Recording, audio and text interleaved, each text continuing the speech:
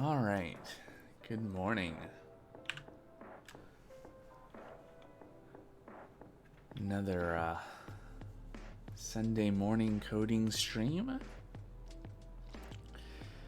Continuing mostly where we left off from last week, which was removing Next.js. And since the last stream, I have been doing a little bit of work. I got ESLint running, fixed some things that turned up, and it's a little bit of reading and thinking about kind of some next steps, and trying to. I think what we were looking at last time was authentication, and we're initially using NextAuth, and there's a new in development version of that called like auth.js or something, and I was hoping to use that, but it seems like that's gonna be kind of challenging to do. It's gonna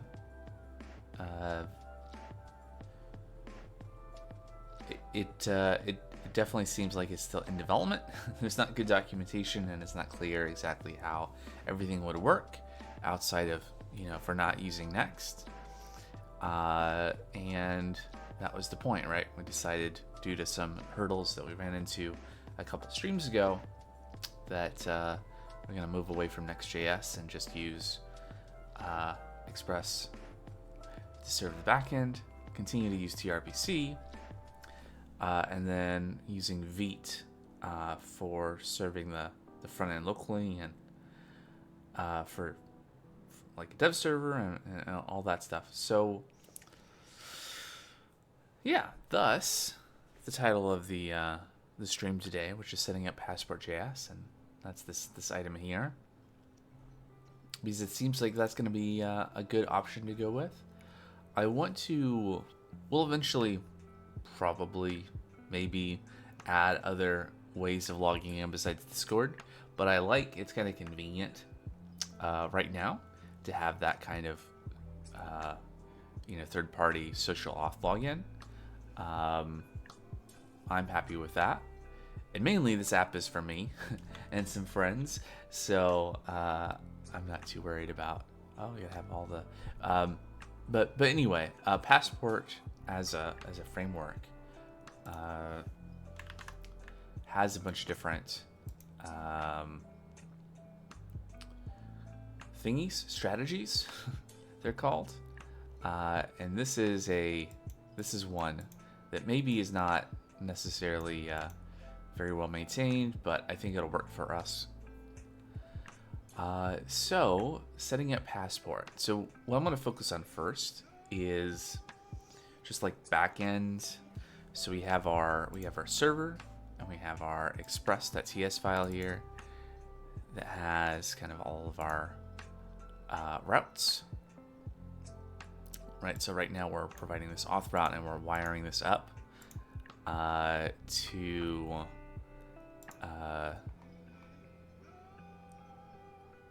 this auth function, which is coming from auth core. So I think what I'm going to do first off is I'm going to remove that auth core and auth Prisma adapter. Those are going to go away. And then let's see what we have going on over here. All right, so then we have authentication.ts, and so we'll probably use this file to set up some things.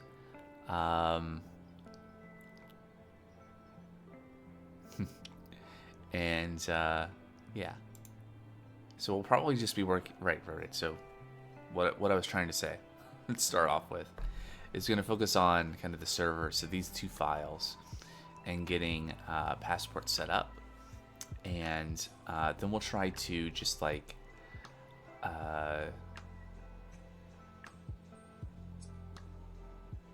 hit an endpoint on the back end and do like redirect to Discord and authenticate and get back and make sure that like all works. Something I'm not sure about is I think what I want to do is actually have tRPC endpoints to do the auth. We already have the concept in our procedures. Nope, not that file. Which file is it? Is it in routers? No, it's in routes. Oh, wait, no. Where is it? I'm looking for the, there's nope, not there either. tRPC. Here we go. So we have this public procedure and authenticated procedure constants that we export here. And what is, go to references, Shift F12. Maybe there aren't any actually. Right, okay, so all of our current procedures use this authenticated procedure constant, like they import it and they say authenticated procedure dot all the things to define the tRPC procedure. So we could have public, I closed it, there we go. We could use this which is just the tRPC procedure function, procedure builder, to make additional procedures for authentication, so that basically on the front end,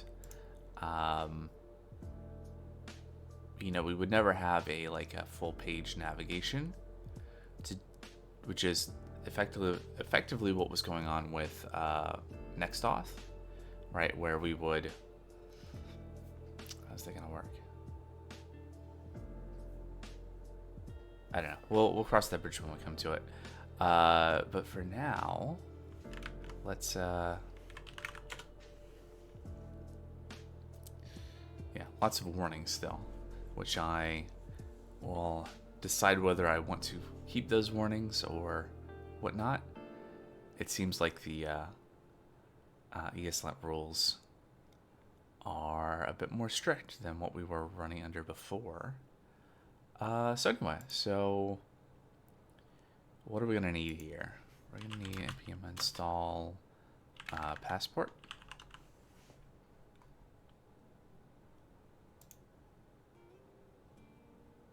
Let me double check that that's the right name.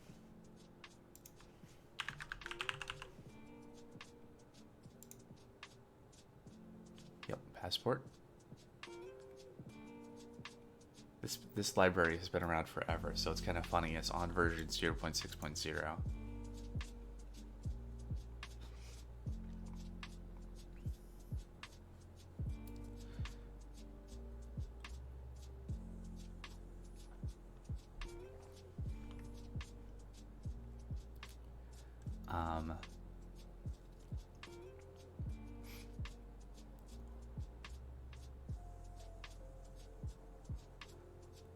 Okay. Yep, we're using Express. I need to serialize user and deserialize user. That's another thing that we'll need to do. Is so obviously we'll need to install Passport and Passport Discord. Do I have separate package JSONs in the server? I do. Okay, so I want to install those things in this package. Great. And then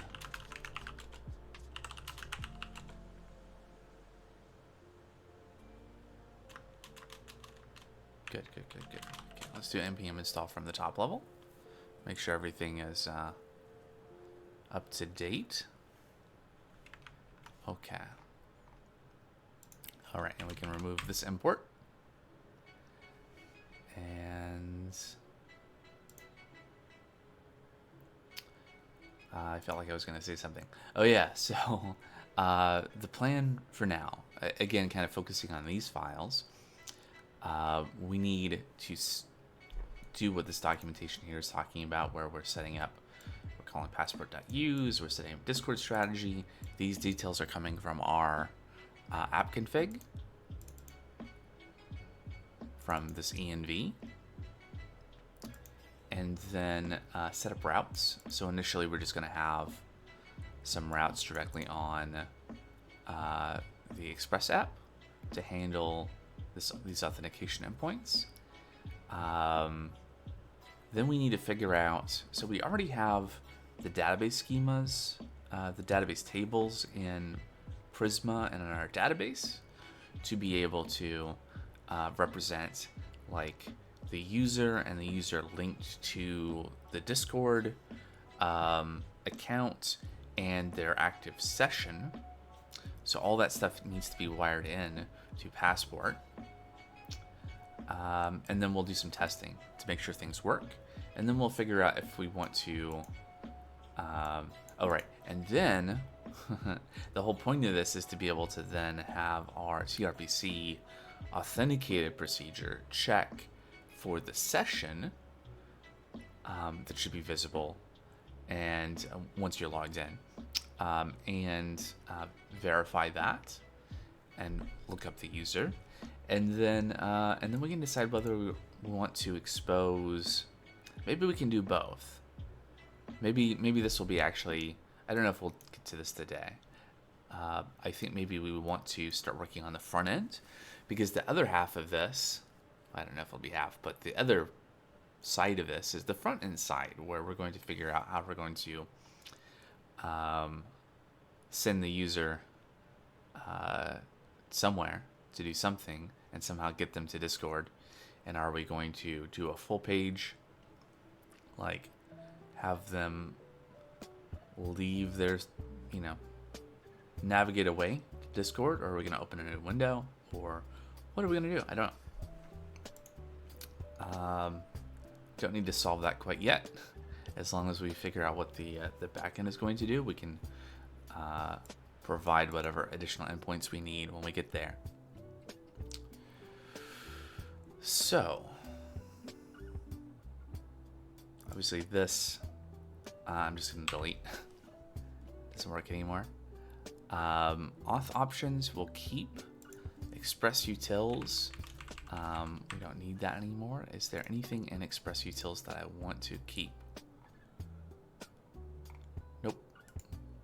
That was all stuff about converting like between the Express request and response and a fetch API style request and response that we needed for auth.js, and we don't need that anymore, so that can go away. Also, I realized something. Wait. Endpoint URL. Shouldn't this be here too? Hey, Lego. It's going good. Just getting started here. Just thinking through things and figuring out what I'm doing in detail. How's your morning? Maybe? How's your day been going?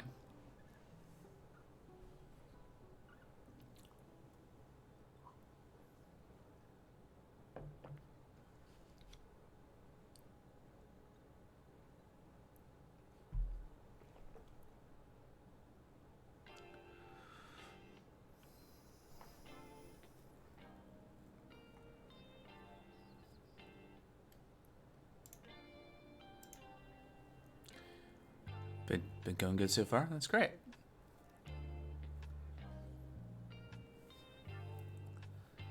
All right, so we're going to need to import some things. Now, looking at this kind of example here where they're passing in this Discord strategy, I wonder if it would make sense to have that as something that's being created in authentication.js. That way we move the responsibility of figuring out all these details to there. On the other hand, well, let's look what's there right now. Obviously this stuff is all specific to auth.js /nextauth. Um,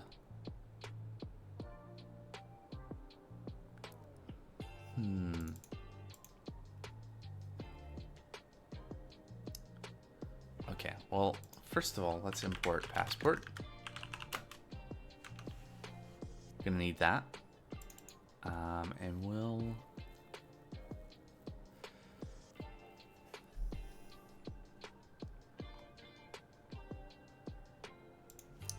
Let's see. Yep. Let's go look at the Passport docs. How do I use you?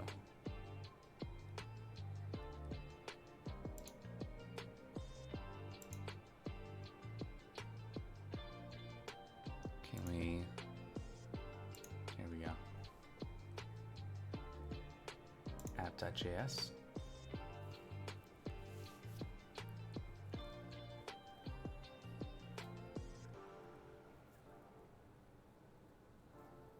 Session.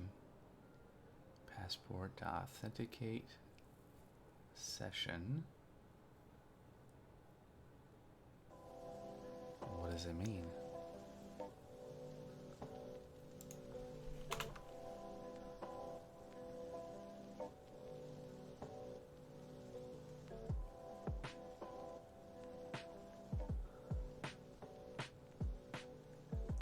Okay, let's do we have API reference? Nope. Okay.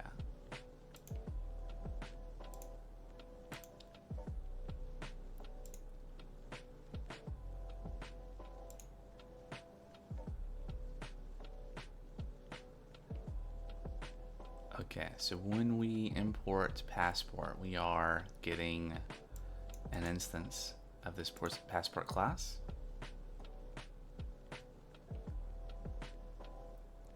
From authenticator. Okay, go away symbols. Which automatically calls init.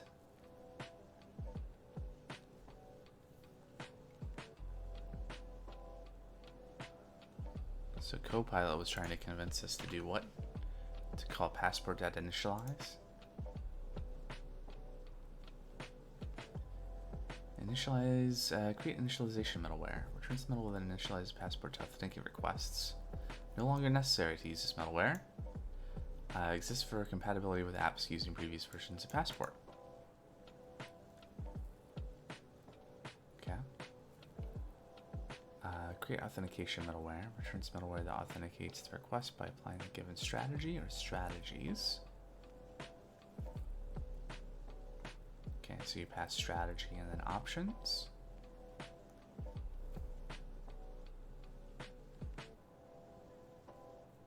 Okay, so if we go back to this example, that's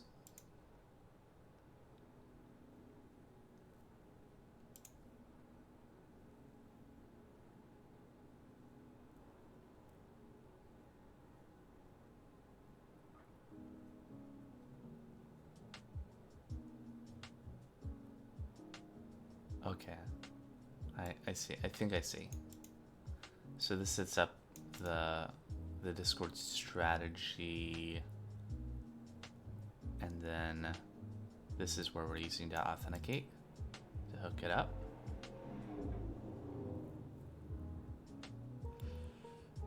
Okay, I think that makes sense.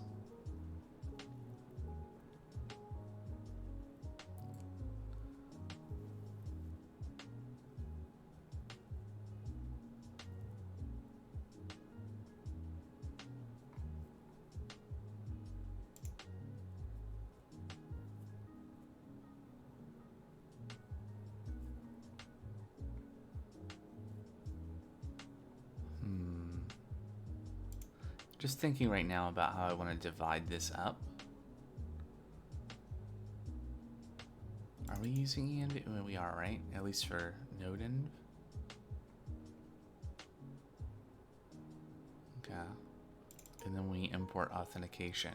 And authentication itself is also importing env to pull things. A lot of this stuff is going to go away. But what we're going to do is we're going to...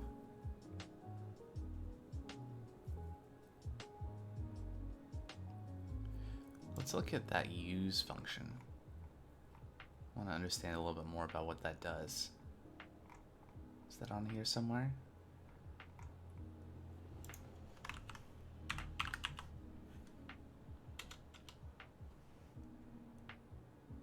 Okay, here we go. Register strategy for later use when authenticating requests. The name with which the name with which the strategy is registered is passed to authenticate. When specified, this value overrides the strategy's name. Otherwise, it gets it from strategy.name, and then you pass the strategy. Okay, did I misread? I did. Okay, so this is actually, these are the arguments to the Discord strategy. Okay, so I think what I want to do here is comment all this out, first of all. Export const Discord strat passport. Yep.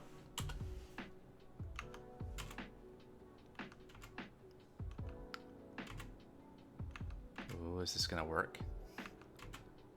That looks reasonable-ish. Now, what are you gonna come up with this, Copilot? Alright, so what is the purpose of this function? It looks like it's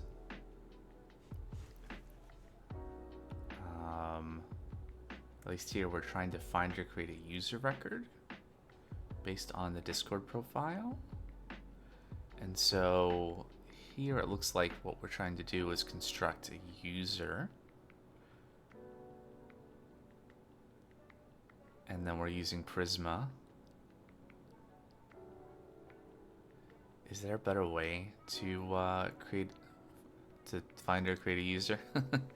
Are there other versions? Oh, this one does update too.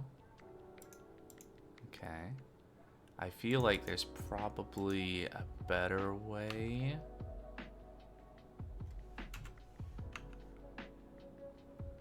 Yeah, you don't like that. Yeah, I bet. We need Discord strategy. You don't know how to import that? Okay. No, it's right there. Oh. Let's get rid of all the auth stuff. And we'll import Discord strat edgy from there.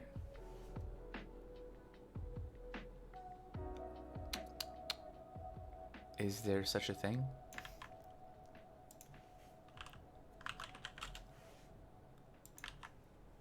There is. From definitely typed. Okay, so that looks good. npm I save dev. Oh wait, cd server.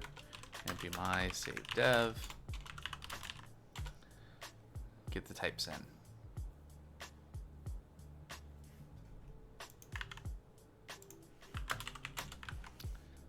All right. Yeah. Okay.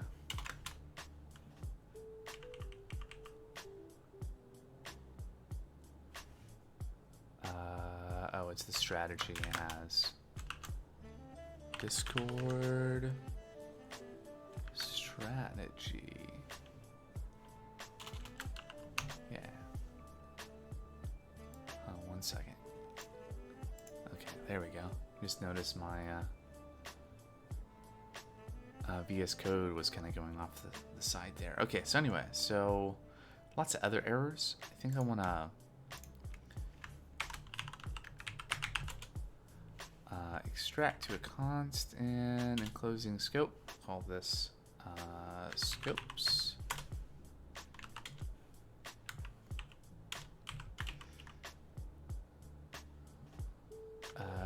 Let's be more specific.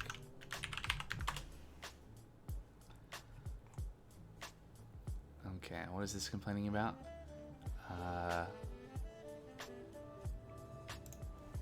Yeah, probably don't need that any. still have some errors. We don't have a Discord callback URL.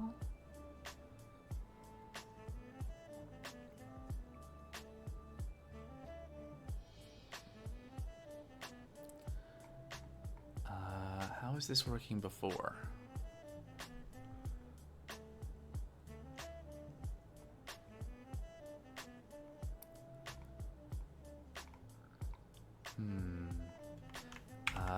Let's look at the env file, which now should be safe to look at on stream because I pulled the secrets out, and this is not a secret.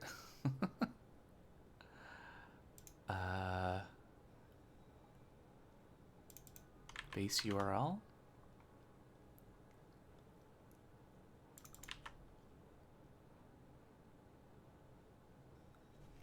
I don't think we need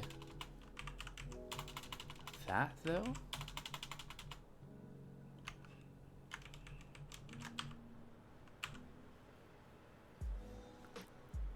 Although string or undefined.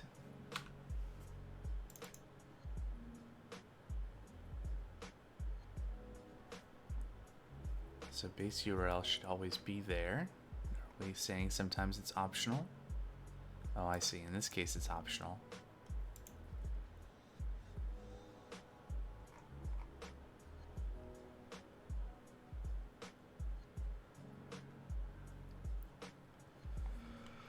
I see. Okay, well.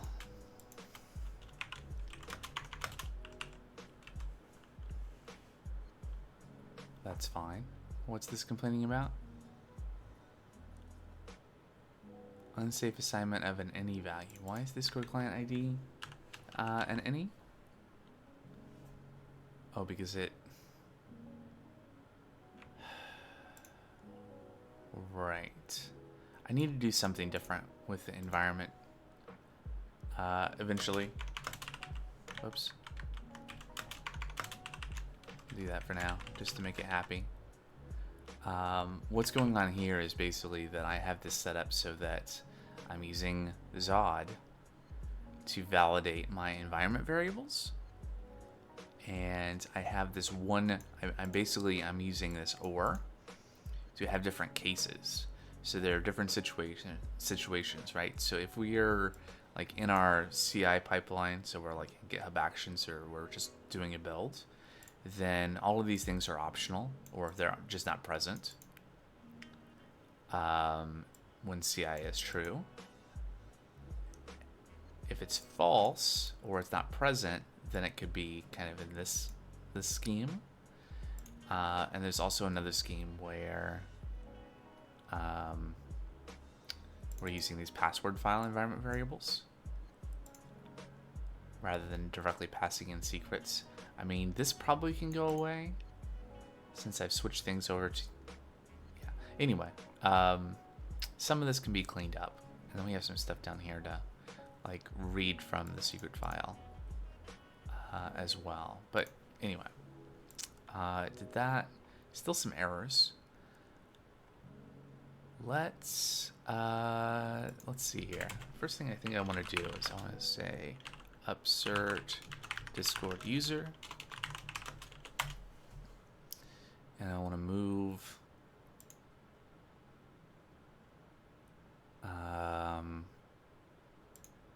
probably all of this logic into here, and we'll make this an async function.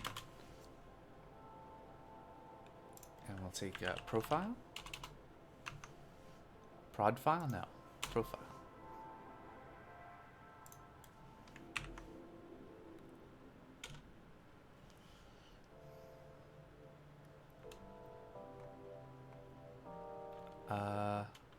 No, I don't want to change all that. Thanks.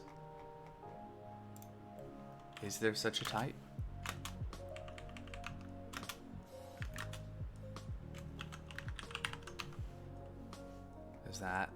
Does that work? All right, and then we're going to, what is the type of this done function? OAuth2 strategy.verify callback. Const user equals right. Yeah, that seems fine.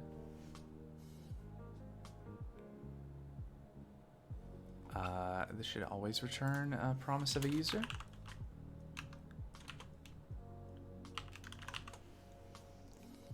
Or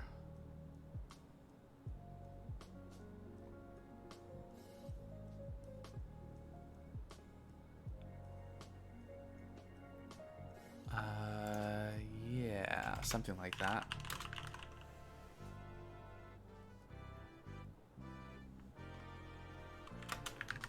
Sure.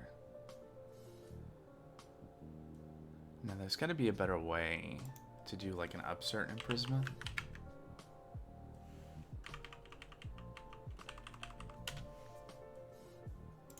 But if I just did like prisma.user dot upsert.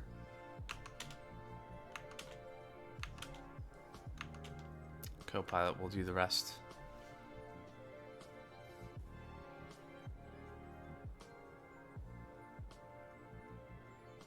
With this data.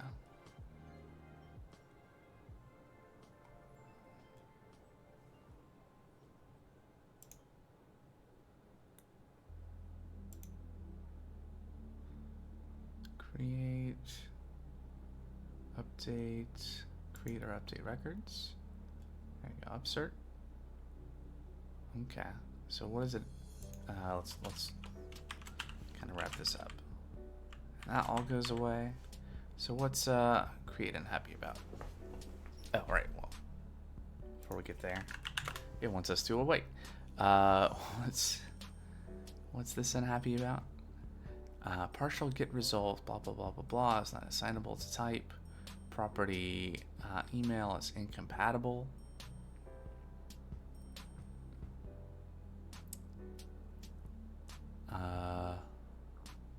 Right.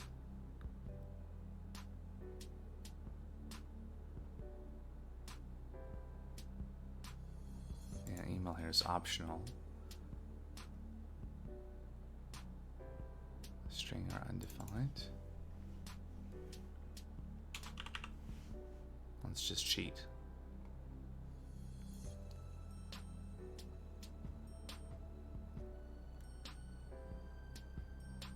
Okay. All right, we don't need that either. Property email, types of property email are incompatible. String or undefined is not assignable to type string. What do you mean? Oh, because this is a partial. And so email may be right. Look. Why don't you just pretend that this is actually a user?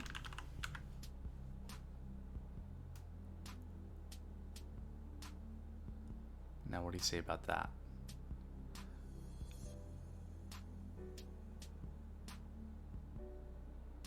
Okay, fine. I guess. No, okay.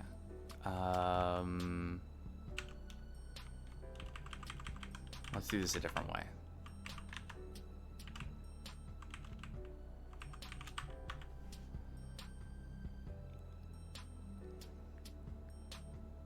Property update is missing.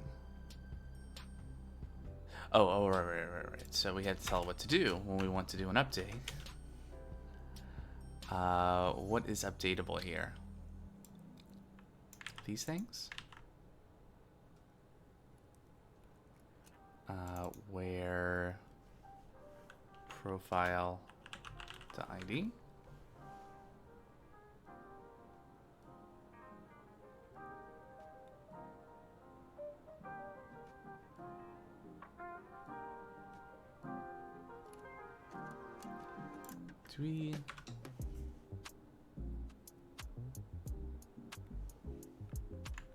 Okay, so there's supposed to be a profile.id and a profile.avatar, but this doesn't seem to have that information. verify, discriminator, avatar, flags, MFA enabled, locale, username, provider. Wait. What's this type? Yeah, there is an ID, and it is a string. So what is the problem here? On an any value, but it's not an any value.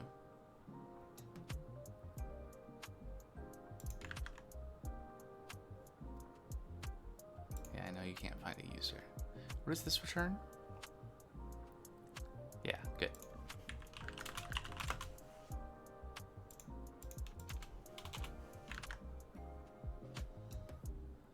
So what I want to understand here is, why is it saying that profile.id invalid type any of template literal expression, but it's not?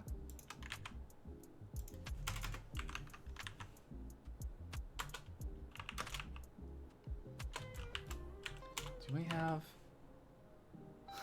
no? It's a string. Profile.id is a string. What am I missing here?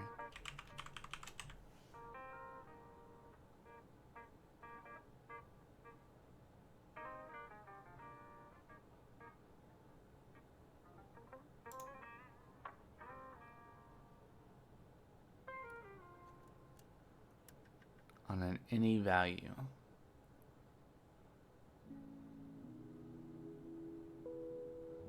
Unsafe member access.avatar on an any value. But it's not an any value, it's a profile. Okay.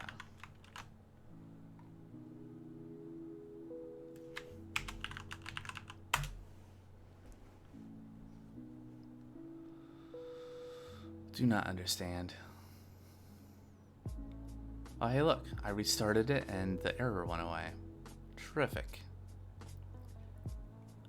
Promise returned in function argument where a void return was expected. Okay. This again. Right. So we don't need an async function here.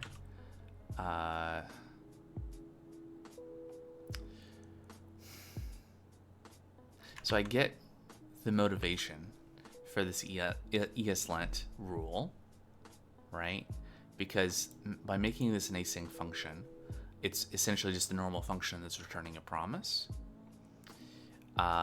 This is something I saw a number of times in as I was looking through ESLint findings yesterday.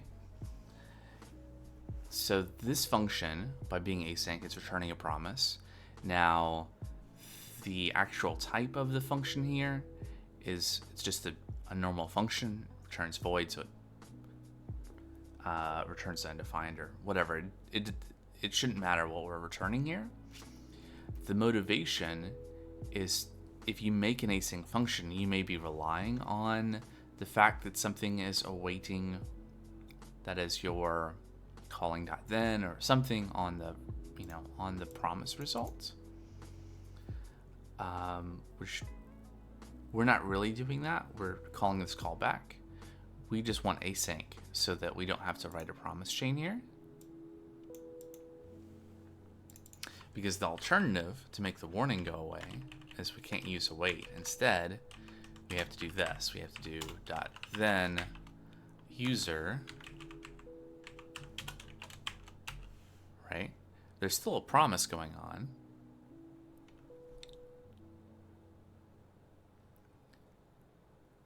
Yeah, and we should have a catch, sure.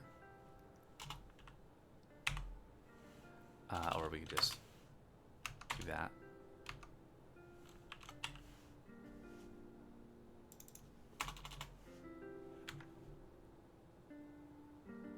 Yeah.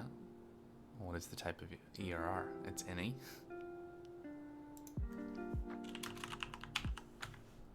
Let's say it's an error. Okay, so that made the warning go away. I mean, there's still a promise here. We're just not returning it.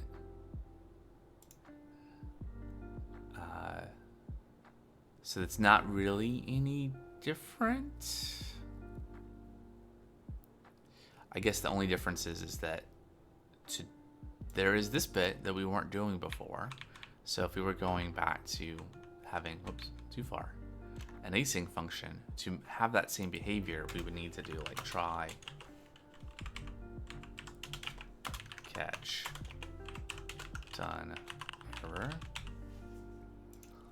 But that doesn't make the warning go away, even though this is equivalent, because we're returning a promise. There's no way to not return a promise, as far as I know, if you make an async function. Oh, and I've wiped out my undo history, my redo history by making that change, but that's fine, doesn't matter. I'll just do it again.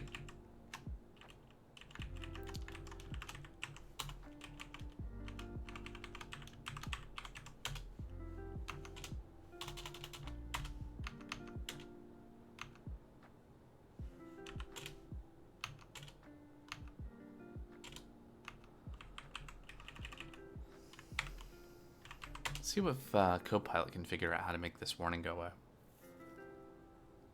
away. Interesting. Nope, I don't think I want to do that. The other thing I was looking at when I was looking at this kind of warning before, all right, not async, was you could make this function, then have a immediately invoked function expression that would be async, right? So you could do like async function thing here, and then let's run that,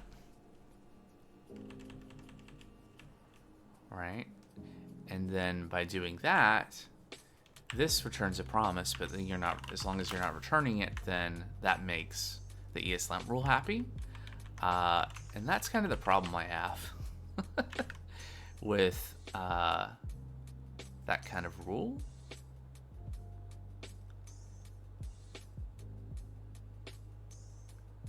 In an attempt to guard against a certain kind of behavior, you're excluding a whole suite of perfectly acceptable, valid things and forcing a particular style of implementation that has absolutely nothing to do with the problem you're trying to address. Anyway. Okay, so we have a Discord passport strategy. Finally. There are some things we could probably do here. This is fine. I mean, there's a little bit of duplication here in the logic and constant and stuff, but they're right next to each other, and as long as they stay adjacent to each other, this is not the end of the world.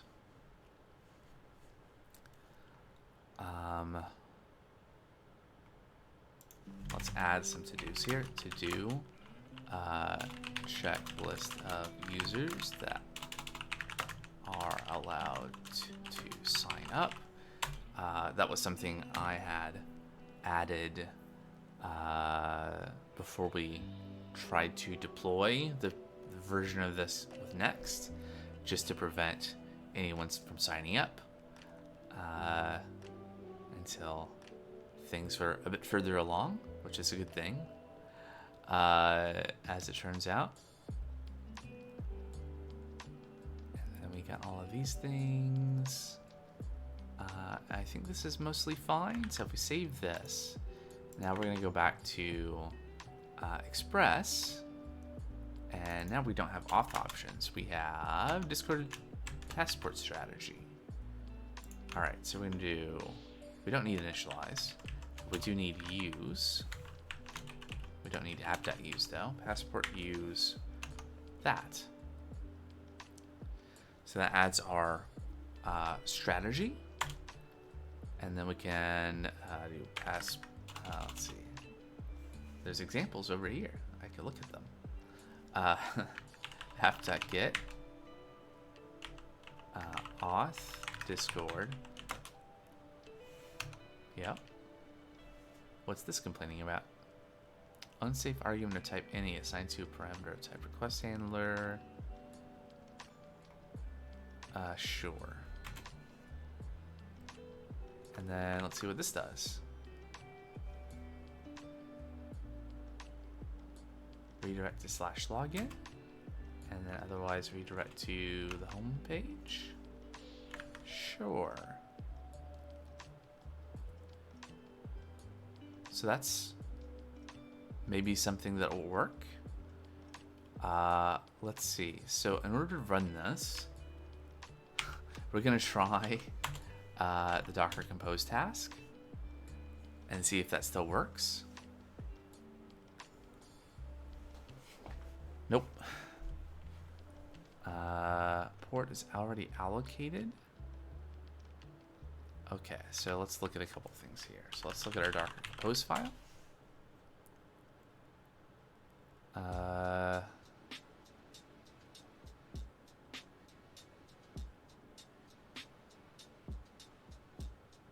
Wait, which way do the port numbers go again in this?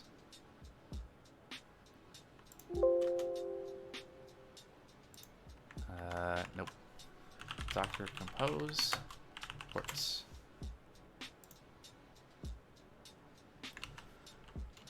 Ports.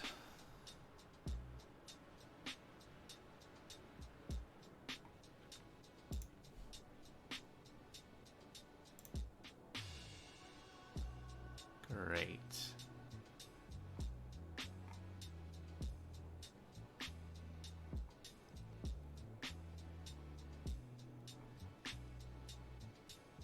Ports. Host and container. Okay, so I had this backwards. All right, so I did get this updated at some point. So I also changed the Docker file.dev to be, we're just Alpine, Node.js 18, Alpine, and then expose port 3000.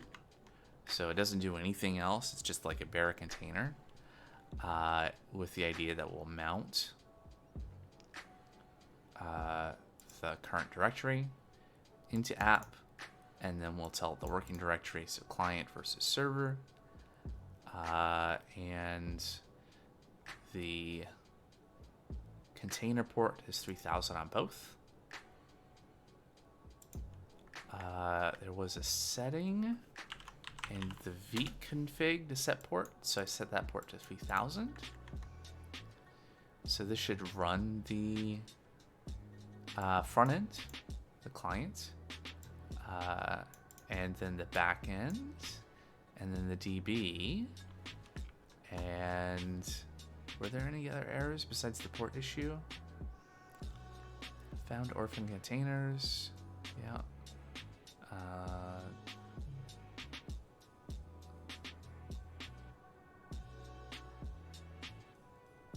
Okay, great. Let's try this now. All right. Missing script start. Okay, stop, please. Right. So I don't think I set a. Do we have a script? Some of the stuff needs to be moved. In fact, there's the that's a whole other thing. But we should probably have a start on the server.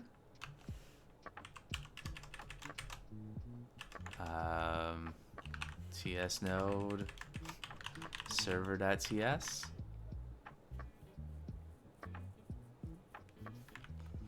Was that the only thing that was, what about the front end? Lifecycle dev failed with error. Command failed.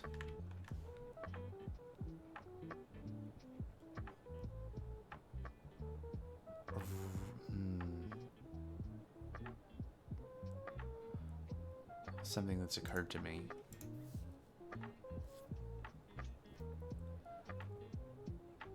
guess we need to, yeah, because we've made a separate volume for the node modules.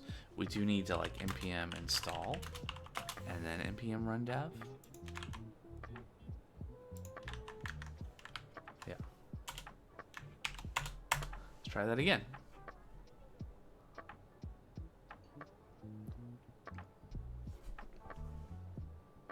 Didn't like that.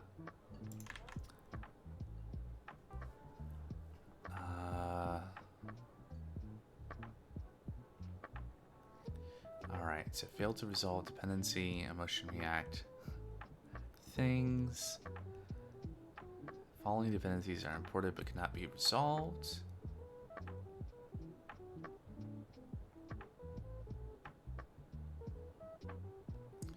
Are they installed? Okay, I think, well, let's look at the backend to figure out what's going on there. TS node not found. Okay, so I think what we need to do is we will change the working directory to app for both of these, or yeah, I think that ends up doing nothing because the work dir is already set to that. So I'll just remove that and remove that. And what we need to do is we need to npm install at the top level and then cd into client and then npm install and then cd into server.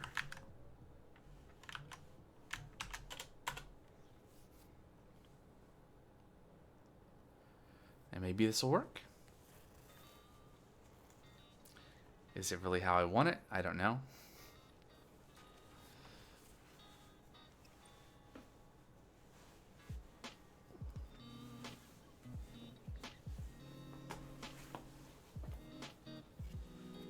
Can't solve everything all at once, though.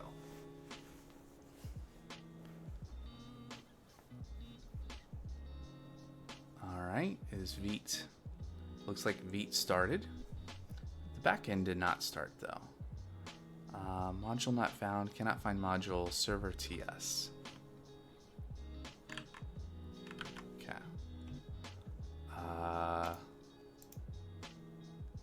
Right, it's express TS. But I probably said the wrong thing. Yep. Okay, try again.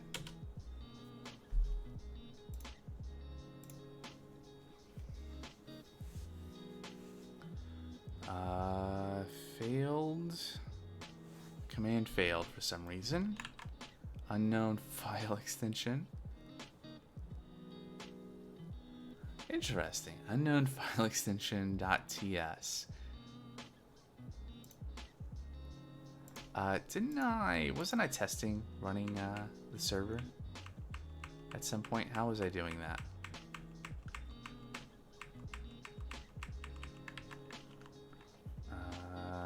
TS node?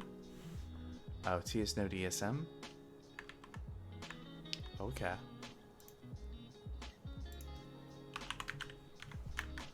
I guess we'll try that.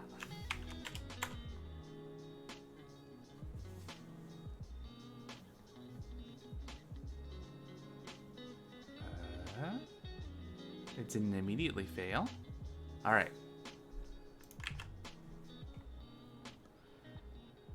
Invalid environment variables. Yeah, we might have lost some things there.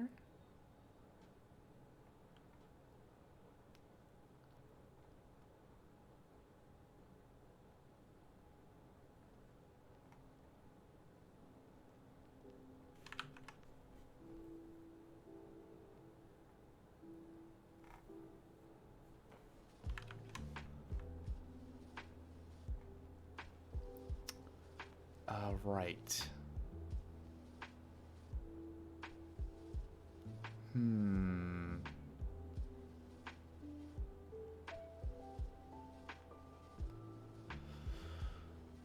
Okay, so I think I know what we need to do here.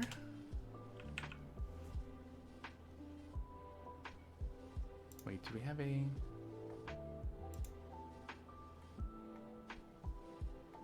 Right, okay. We'll do this. Except it's not... It's a directory above us. where these things are. Is it?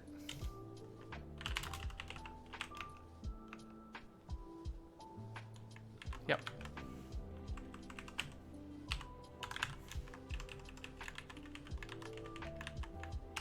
In fact, we can just look at this right here. Yep. And then all of these things.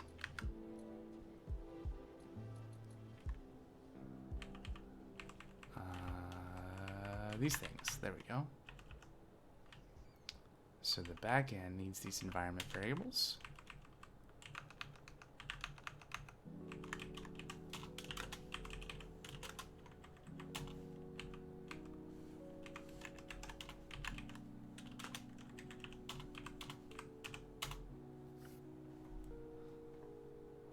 We don't need next off the URL anymore.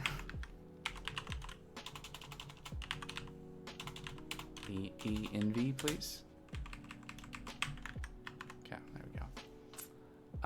And then the backend also needs secrets.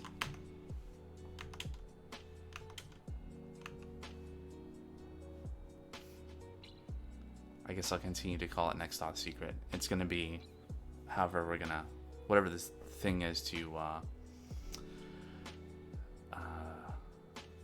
the secret necessary for our session JWT or whatever we end up using.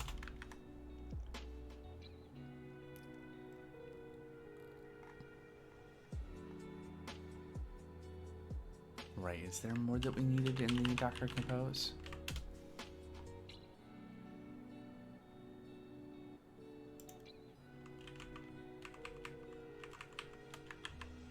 Yeah, the file environment variables. There we go. So these are the environment variables that are being passed in, that are being processed, that tell it the path to the file that contains these things within the Docker container.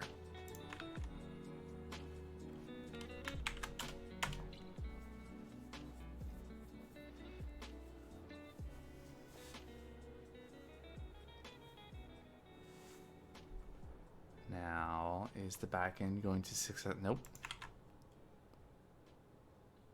Expected undefined receive string. Well, then you expected the wrong thing. Okay, so I think it's time. Let's clean up how we're processing the environment variables. What we're going to say is that we're expecting. I think this use case is going to go away, where we don't pass in the file.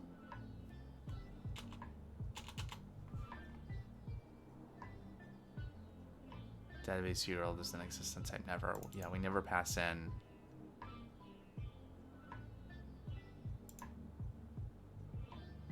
the database URL.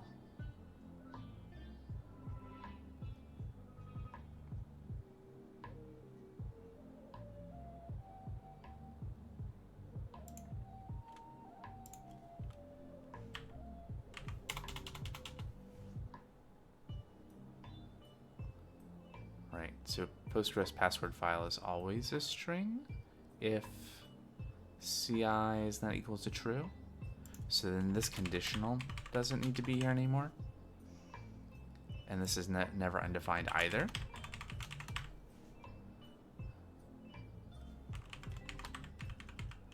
And so this case can never happen. And then I guess we don't need the context there anymore either. So just removing that one case allowed us to remove a bunch of code. Now is that going to make it so that this can start again? Don't know.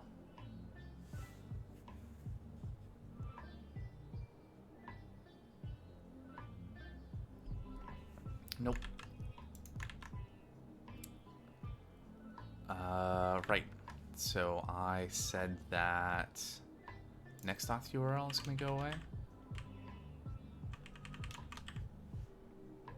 There we go.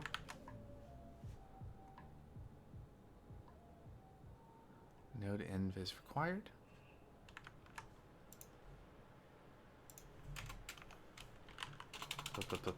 Node env.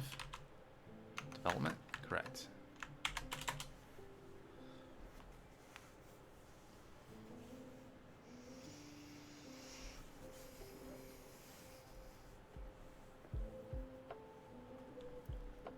All right. A different error. Great. So, module authentication has no exported member user session. So now we have some other code out there that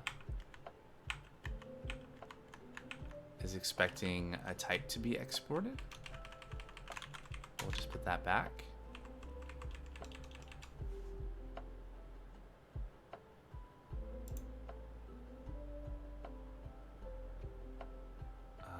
I don't think I want to do that.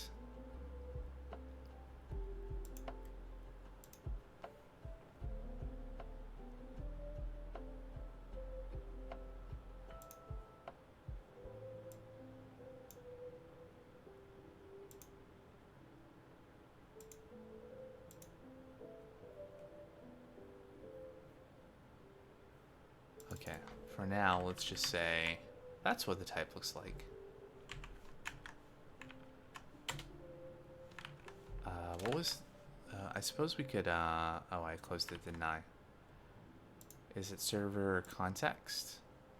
Just look at the file to see what other type errors there might be here.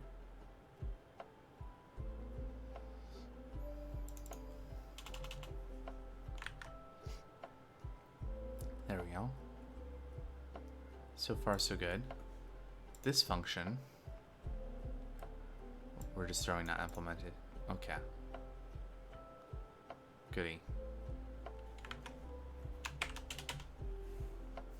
Let's try this again.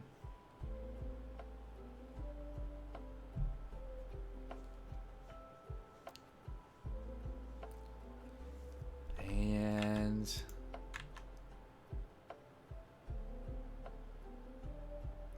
cannot find module app server tRPC imported from this file.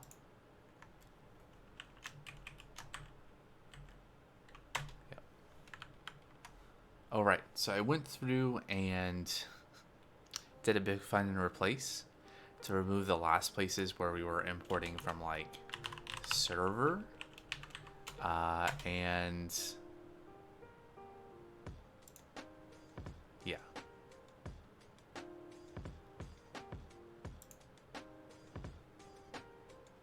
Yeah, that's fine. What's the problem here? Cannot find module app server tRPC.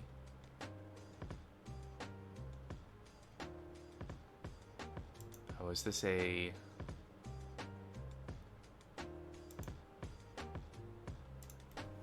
.js thing?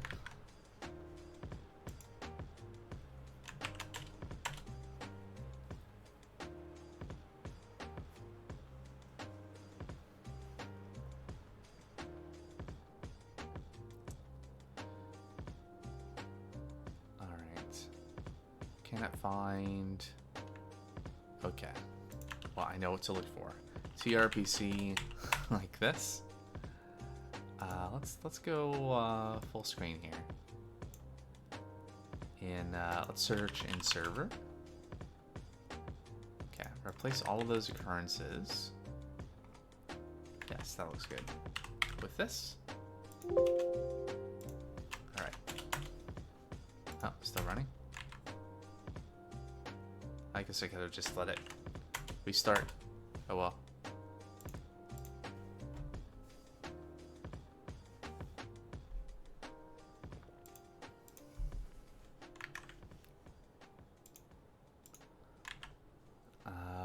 Cannot find module ... / validators food. Okay.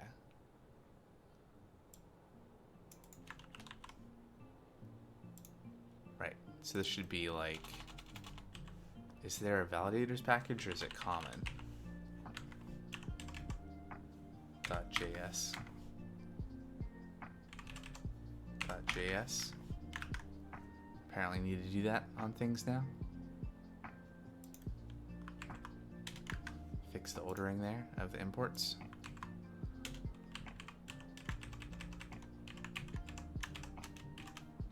Common. .js. .js. Yeah, so I think one of the comments I made last stream was that now that kind of everything is broken up into smaller packages and things are, you know, kind of separated a bit more, I care less about having relative imports for things. Whereas when everything was kind of jumbled together and there was lots of, like, potentially you were needing to import the same file from multiple places, and it made it so there were lots of different relative imports for the same thing. You had to deal with, like, updating these if you move things around and stuff. I think that's less of an issue now. Thus, I've converted a lot of things to just use relative imports. But a lot of things also are just importing from other packages, so they don't need relative imports. So there's just fewer cases. It's where we're just like importing in things internally within one of the packages that's needed now.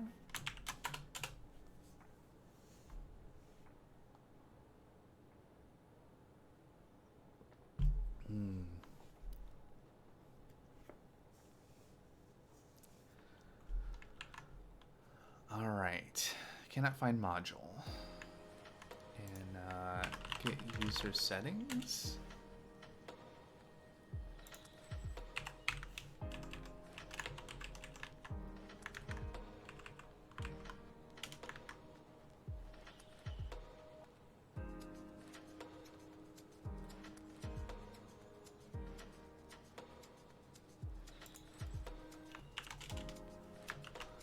Can we search in server for things that don't end in JS?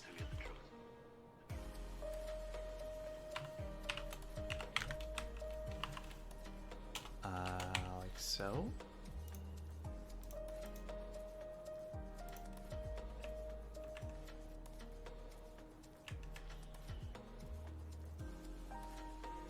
Nope. Either there aren't any, or I failed at making that regex. Looks like I failed. Get user profile.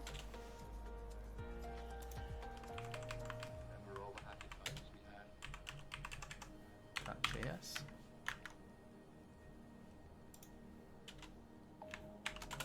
I guess I could just leave it running rather than interrupting it, since it will restart.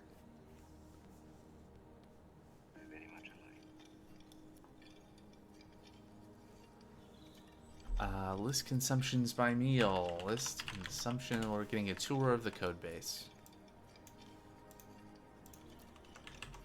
.js.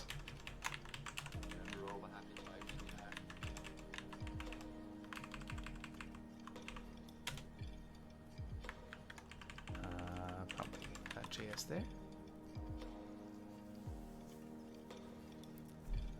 All right. Find external by name. External by name. So yeah, at some point, as we were kind of like working through the refactoring and the decision to like make modules and all that stuff, that's the right place. Okay. How do we end up where we have to add .js under the end of everything? I don't know. There was some combination of things that we did that ended up where we needed to use tsnode ESM. And then that resulted in us being in a situation where we have to end everything in .js on the imports. Find external by UPC.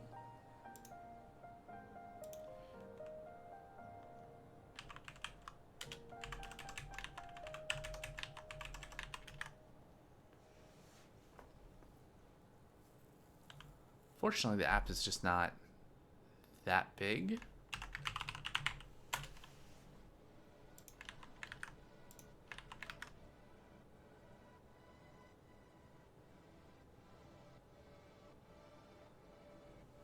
It's just not that many files, especially in the server. So we just work our way through everything.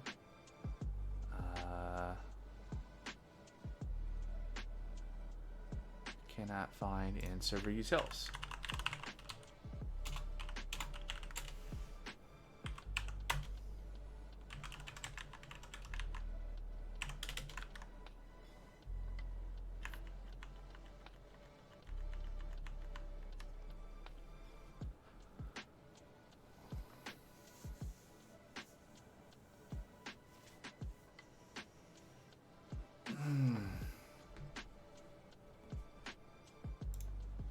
Are you gonna restart now?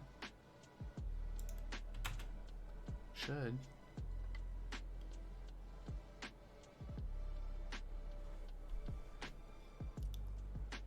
Eventually.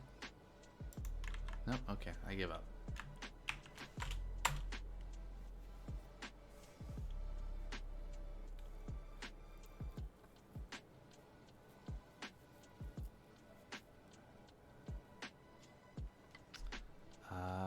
Common validator's account.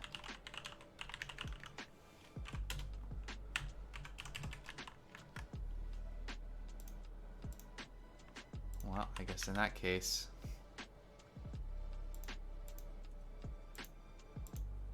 might as well just start going through everything, since apparently everything is affected.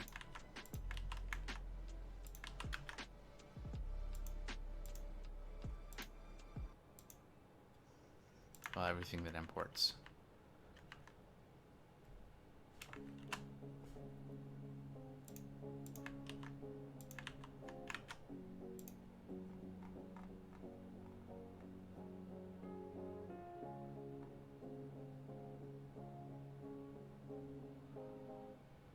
Open food facts. Open Control P. Open food facts. Don't use that import apparently, so that can go away. Unsafe assignment of an any value. Yep.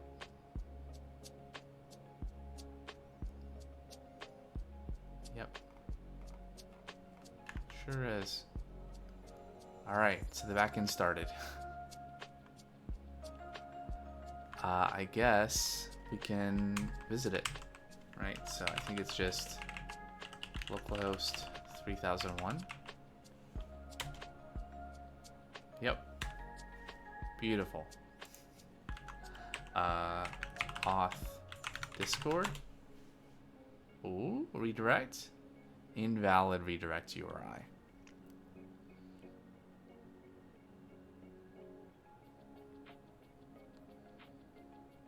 Redirect URI http://10.0.0.141:3000 auth callback.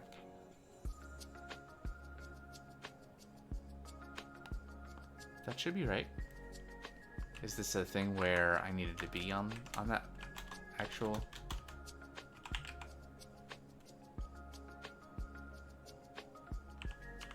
Auth Discord?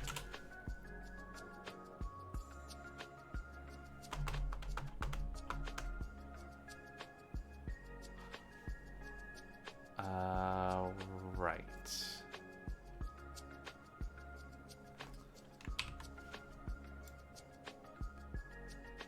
Move this browser over here. Pull up the Discord developer portal. Two-factor auth.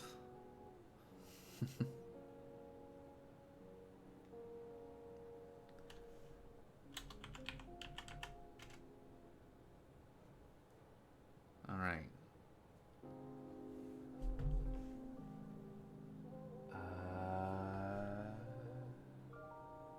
I see. Okay, so the callback URL is different now, right? So it's auth callback, whereas before it was like API auth callback Discord. Before I change the setting, let's change the setting. So in Passport, in the Discord Passport strategy,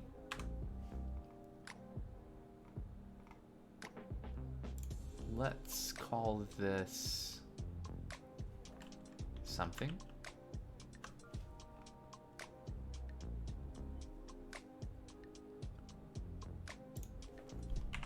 Discord.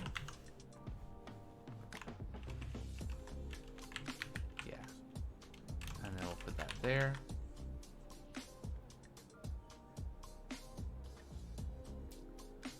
Seems fine.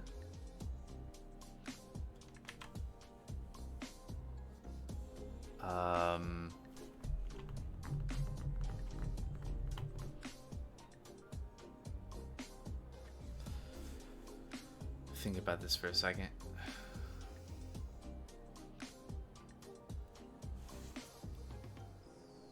All right. Okay. So, Docker compose. So for right now, I'm gonna set this to 3001. So this will be like the web server that the backend is running. And we'll stop and start.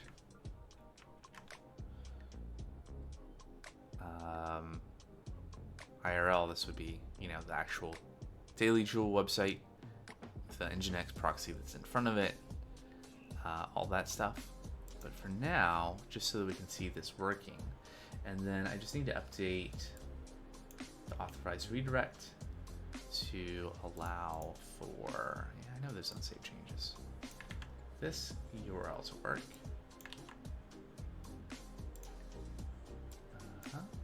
Save.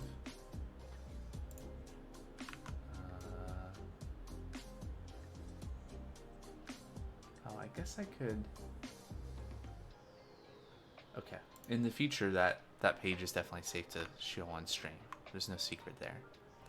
All right, so I'm gonna go back. Server's back up. So we're gonna go to auth, Discord, and we get this again, right? So Daily Jewel wants to access your Discord account, access your username, avatar, and banner, access your email address, and we'll redirect back to what is essentially localhost. Hit authorize, and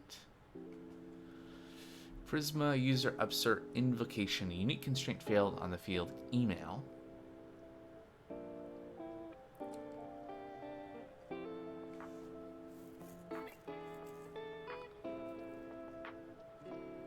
Now this page, so this is the response back from Discord, and this will be safe to look at. So we'll look at the response here, location. So that sends a code back. Maybe that's not good to show on stream. That should be fine. So what happens here? We tried to insert into the user table some things. What we should do is we should just dump console.log. Yep. Here we go.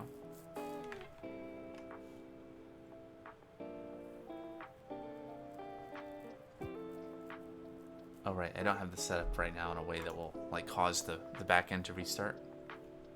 Okay. Well, that would be ideal, right? For local dev, backend container, to have something that will restart the Express server if code changes. All right, so if I refresh this, yeah, invalid code, good. Just let's replay this authorization, and we should get some console log.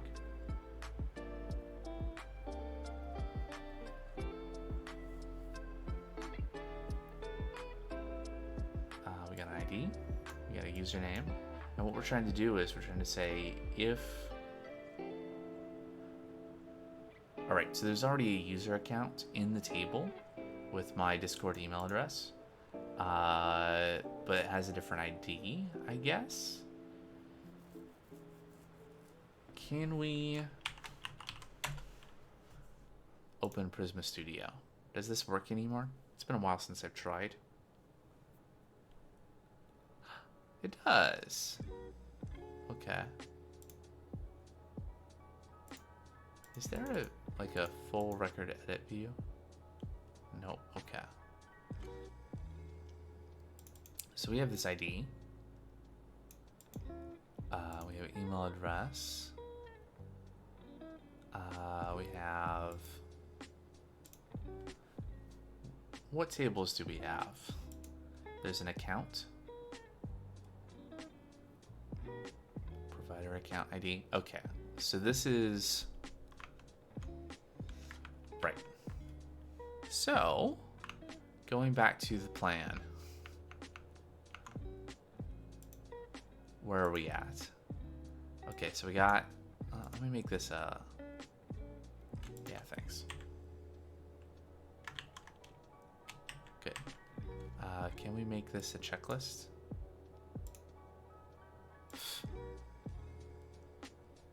What's that look like? Good enough. Okay, we did this. We did this. Set up routes. We did that. Okay, so now we're on this, right? So we... First attempt, what Copilot basically gave us that we then had to go and do upsert, was to create the account, but there's more to it than that. So when we log in, the data model that we've kind of inherited from Nextauth, I think is an okay one. It's kind of should be kind of future-proofing us. And that looks like this, right? So we have a user. This is our model. And then that user has accounts and has sessions. And so the accounts and sessions are the part that the models that I added based on what Nextauth suggested. And I want to keep those because I think those are probably going to be good. And so account here is the thing that we should be, one of the things we should be upserting. So potentially, we'll need to create 3 records.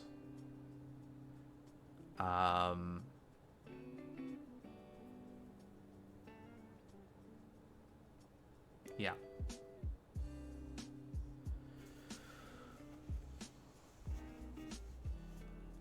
A question would be,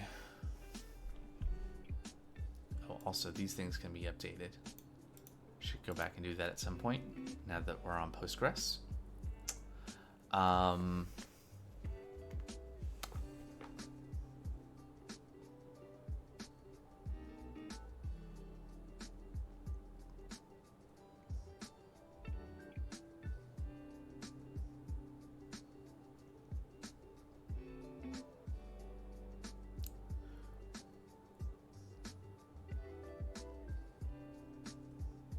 I think for now,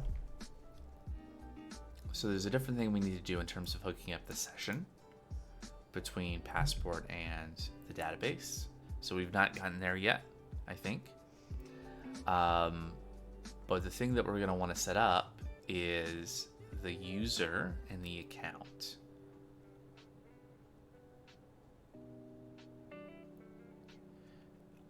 And specifically the account is how we're going to find the user to upsert.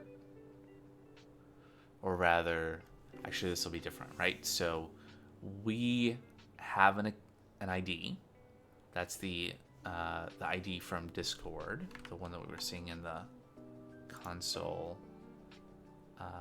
somewhere here, right? And so we're going to look up that ID in the account table, which is the provider accounts ID for provider Discord.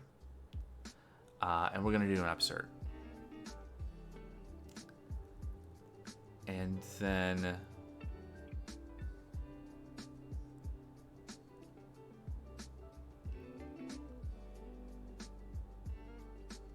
will that make sense though? Right, so if account doesn't exist, does the user exist? Okay, email is unique.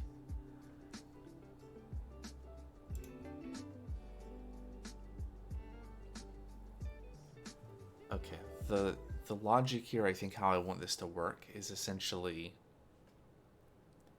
we need to check to see if the account exists.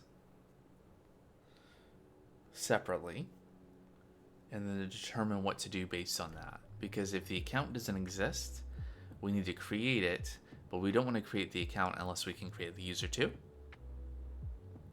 We don't want to allow someone to... it's not going to matter right now because the only way to like sign up or log in is through Discord, but thinking ahead a little bit, we want to make sure that we don't want to allow taking over an existing account by linking a different authentication provider. We should have a separate mechanism that if you're already authenticated, you can add a different account, but that will be a separate thing. But for this is signing up through Discord or logging in. So you shouldn't already have a user if there isn't an account for you.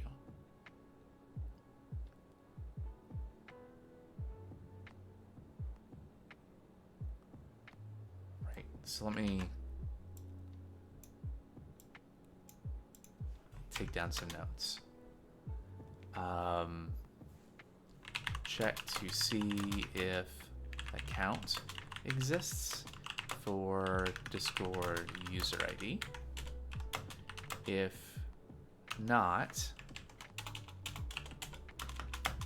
check if user exists, and then if not, create user.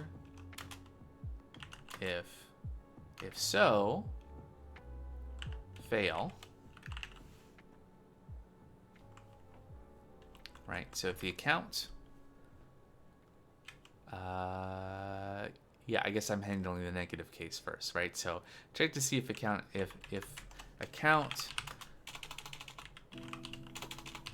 does not exist. Check if the user exists.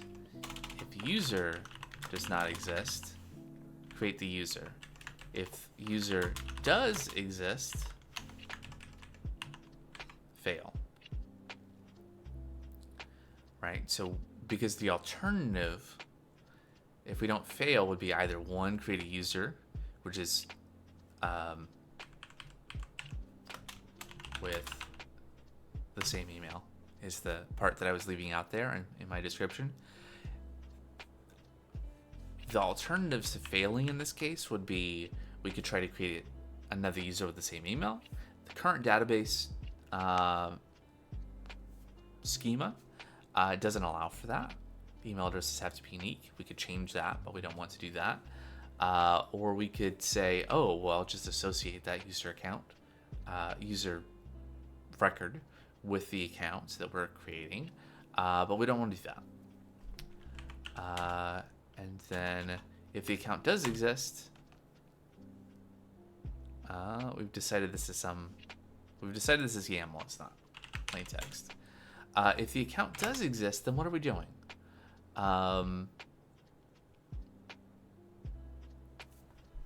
Update account and user with any new information from Discord. Yeah, return user is the correct next thing. Yeah. Right, so the assumption is, and in fact the database says that user relation user ID references ID on user. So this implies that there must be a user record before the account will exist, because this is not optional. Right. So if the account does exist, then we already know the user exists, and we just want to update. We want to update that separately somewhere else. A thing we need to do is deal with the session. To do handle session sync, which is where we are going to then, sessions are what we're going to read when we're looking at our tRPC endpoint to verify the user's authenticated.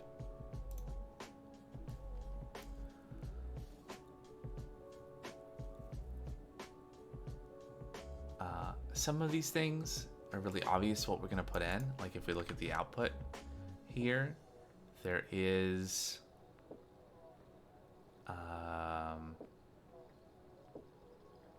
I thought there was.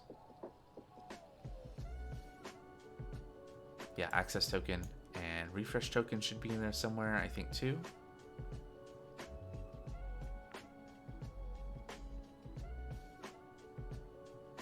Verified provider.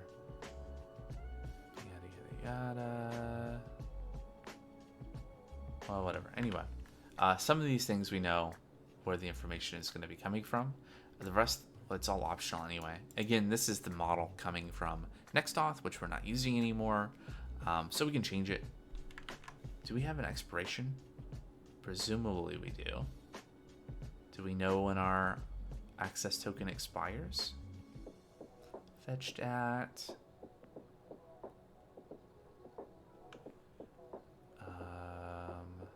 banner, locale, avatar, public flags. Nope, not there.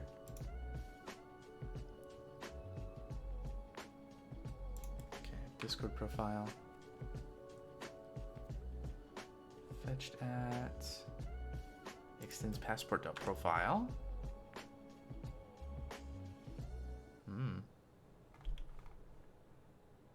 Okay, well, anyway.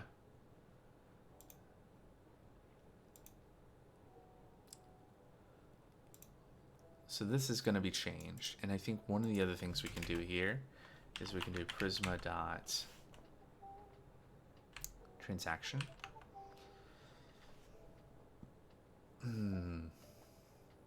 Yeah.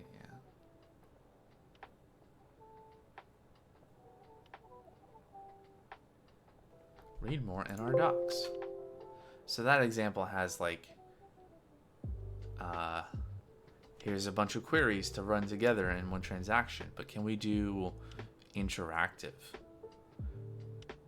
transactions? And do we need to do interactive transactions? I mean, conceptually, this kind of checking to look at the record and then taking action should be in a transaction. Because otherwise, what if you looked at the current state of the database and it changes out from under you and then you take an action based on the data that you saw at the time?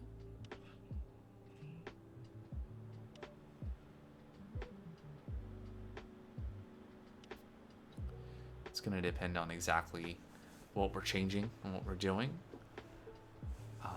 So if we check to see the account doesn't exist, and then we do things... so the thing we didn't cover here is create account, right? Ultimately, we're going to create the account if the account doesn't exist. A situation you might end up in is one in which multiple users are trying to sign up, or maybe even the same user signing up in multiple windows or something. The account doesn't exist. We check to see well, we're going to create the user, right? We want to create the user and create the account. And in fact, I guess we could say this here. So if nothing else, those two should be in a transaction together. We don't want to create just the, well, we won't be able to,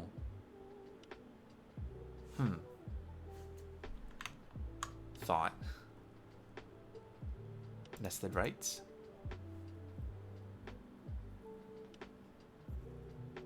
Yes. So we would want to do at least nested rights here. So that would be in a single transaction without having to explicitly call Prisma.transaction to create these records together. We will want to do that if nothing else. What if we didn't do the check in a transaction with that nested right? Then we could end up in a situation where we check to see that the account doesn't exist, and then check to see that the user doesn't exist, and then we try to create both. And then if either thing did exist, then it would fail and it wouldn't create either, which would be the exact same situation if, you can imagine just like writing some SQL and be like begin transaction and then do these checks, and then based on that create the tables, the rows. I guess it amounts to the same thing, because we're not really reading any data. We're just checking that the rows don't exist. So if either of them do, then our inserts will fail. Maybe. Yes. Right, because they'll have the same ID. Maybe.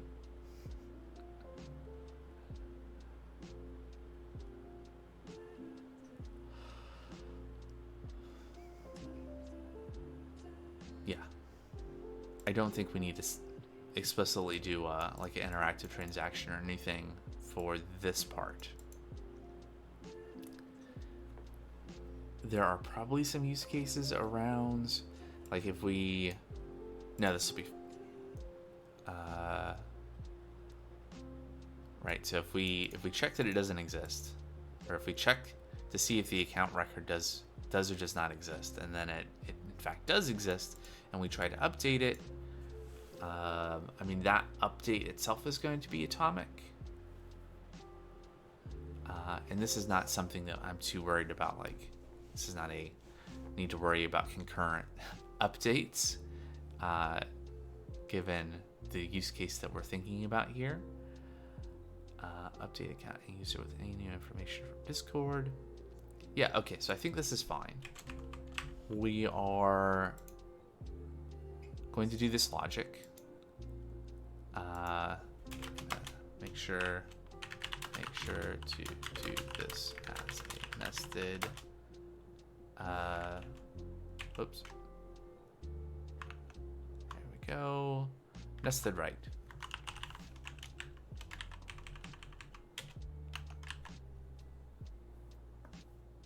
And I think that's fine. Okay. So we are about halfway through today's stream, and so it's time for me to take a little break, to get up and stretch my legs and refill my water and all of that stuff. So I'm going to be back in just a few minutes with some more Passport.js, authentication, Discord, login, Prisma stuff. All right, be back in just a few. All right, and I'm back.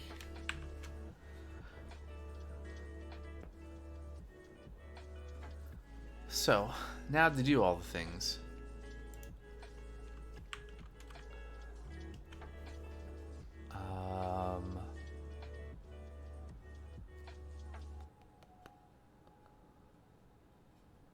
So I think the first thing I want to do here is I want to have a whitelisted users. Yeah, are these the ones from here? Yay, Copilot did the right thing. All right. Perfect. Check that to-do off. And then I think we're done with... I don't think there's anything else we need out of this bit of commented out code. So that can all go away. All right, and then handle listing of users for sign up. That will, I guess that's fine for now. We'll do something else later. Okay, so check to see if account exists for Discord user ID. Now Copilot. No? Nothing? Okay.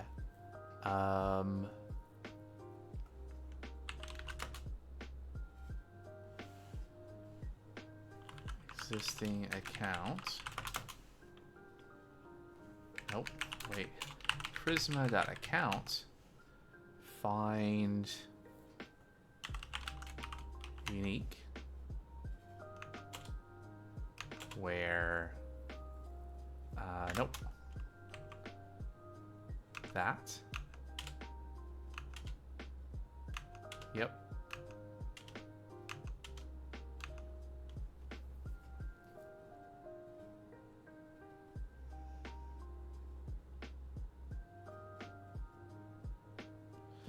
I think I want to rename this function though.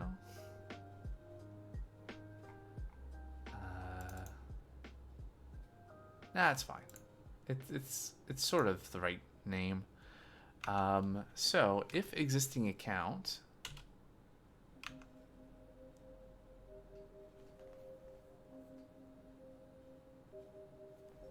okay, well we already know that, so let's see, what is a good comment here?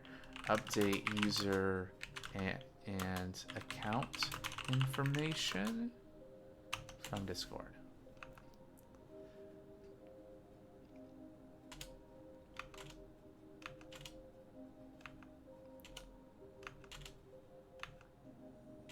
Probably don't want to actually update those things. That's all just wrong. It's all wrong. What do we have?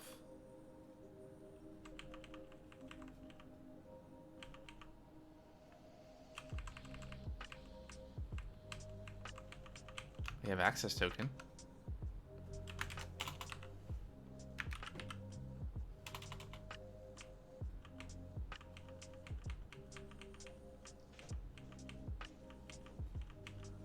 That's interesting. So that was something that was in the output, right? Access token. But was not in the type.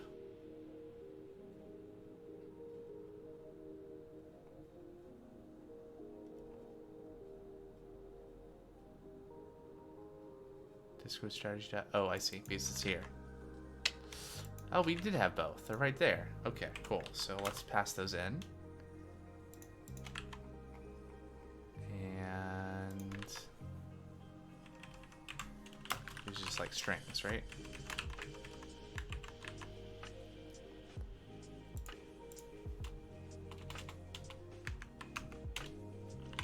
Yep.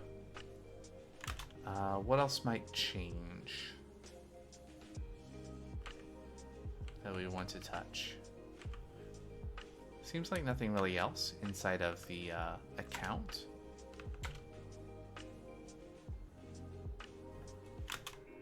Name. Profile dot. What do we got here? We got a name.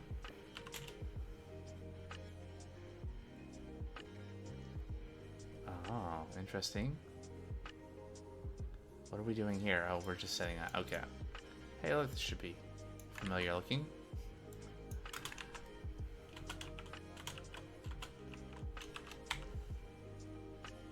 Oh, maybe missing a... Okay, there we go. Great. So if we have an existing user, we can just do all the updates. That's this part here. Otherwise,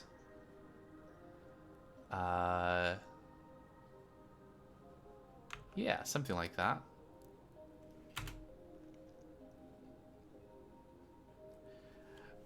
Well, the neat thing here is that when we try to create the account, if it already... Because we're going to do a nested write for the account and the user. So if the user exists, this is going to fail anyway.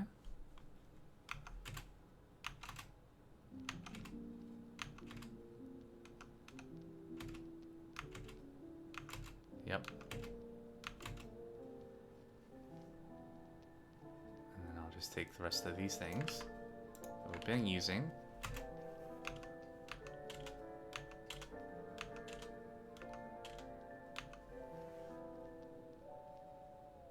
What's it complaining about here? Type is missing. In type. Type. OAuth, maybe? Somewhere here is Prisma Studio. Type OAuth. Check. Expires at. Don't know how I get that. Deal with that later. And then this is no longer needed. So what we'll do instead is we'll return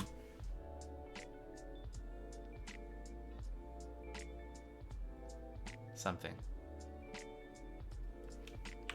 Const. Oh, I see. Can we get... let's see. New account. I don't suppose we have the user inside of that? Nope. Yeah, so that won't work, Copilot. Good thought. That's kind of what I was thinking.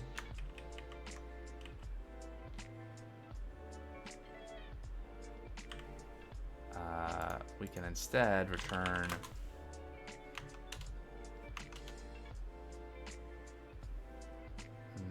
no. Const new account.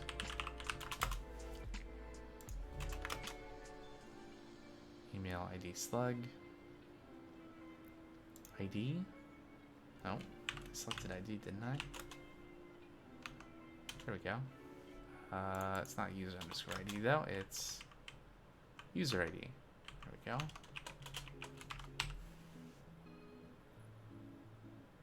Null is not assignable to type. Okay. New user equals.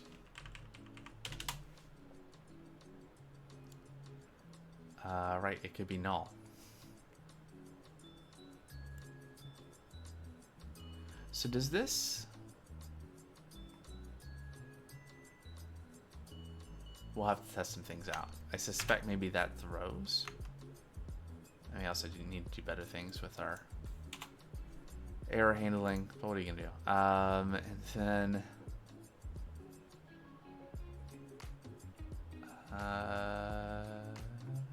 let's see. Let me think about this. Oh, here we go. Let's do this. So we're gonna change this to be let account be that. If we have an account, we'll use it. Otherwise, we're going to create an account, and then this logic can all live down here, like so. Bam. So I think that does everything this says.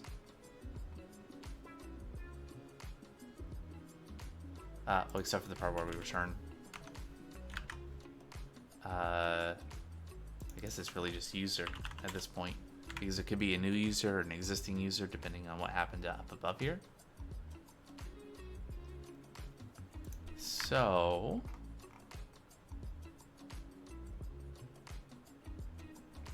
let's add some logging so we understand what happens here.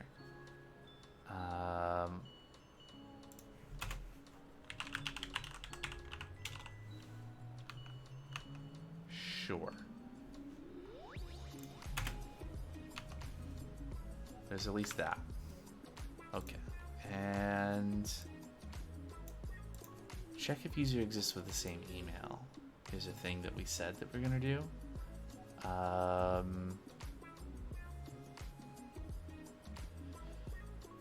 If the account doesn't exist, but we're gonna do that anyway. Yeah. Okay, good. Done with that. Let's restart the server. Nope. That one.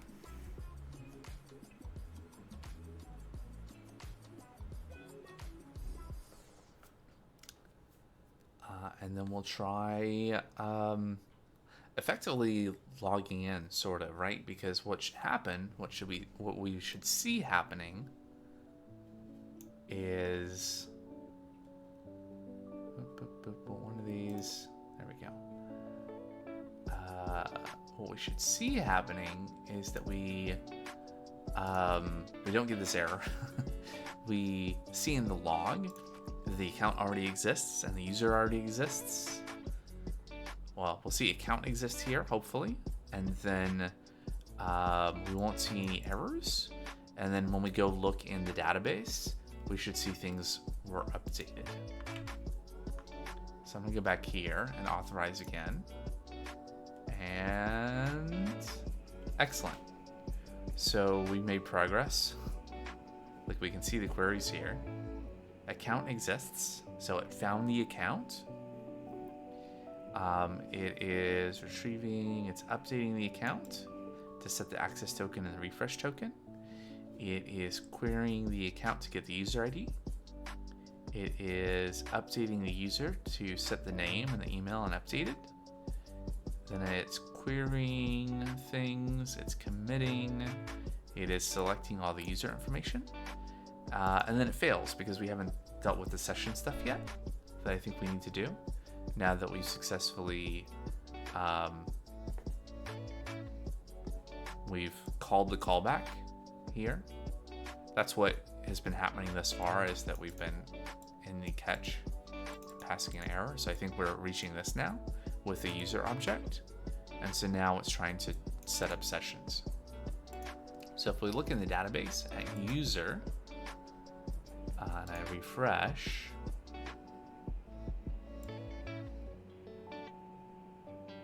updated, what's today? Yeah, so just right now, this record was updated. And then if we look at account and refresh, we can see some things that haven't updated because we're not setting them, but that would have been the new access token. Are we still logging that? Looks like no. Okay.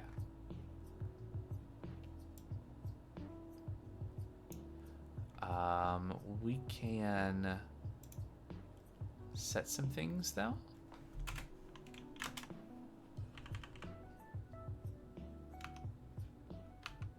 Yeah, like that. And token type. So this is effectively me re-implementing some of the logic that existed in XDauth to populate this model. Or one use case of it anyway that's very specific to what I'm trying to do here. And then I don't know what we'll do with expires at, because I don't think we have an expiration. It didn't seem like we did. Alright, so we got the access token and refresh token here. What if we look at the definition of Discord? Let's go full screen again. So there are some different constructors.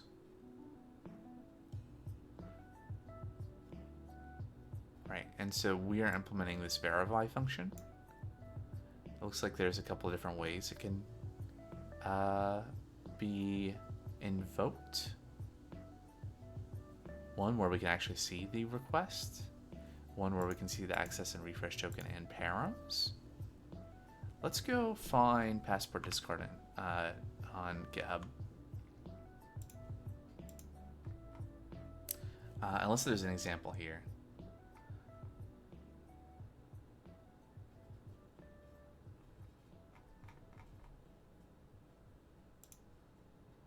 Here we go. Oh, that's Passport Discord.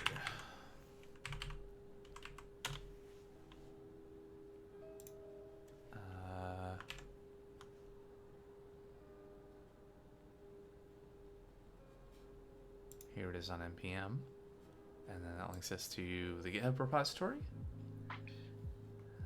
Yeah, and then let's look at lib strategy.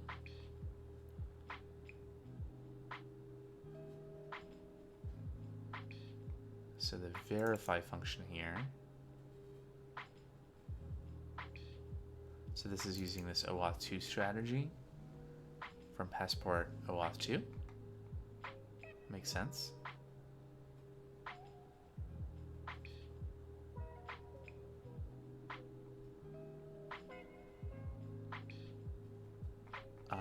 So that probably means the kind of the definition of the behavior of this verify function is being defined from this. So let's go hunt that down.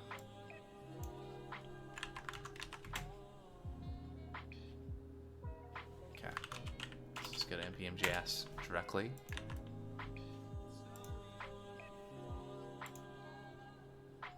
Oh, is it the same author?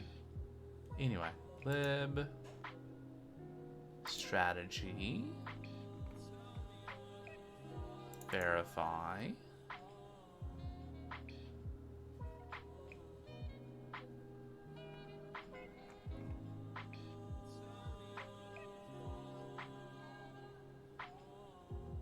Okay, that's different than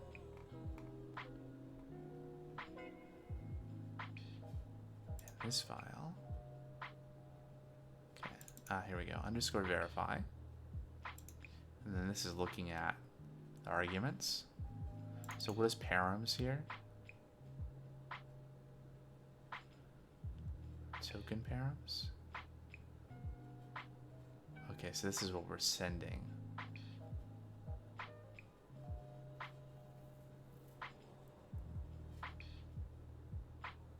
Profile verified.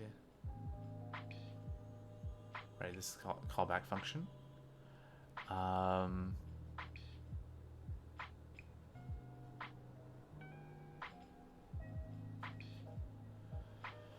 Get OAuth access token. Code params function. Load user profile. Okay, so this function, where is this defined?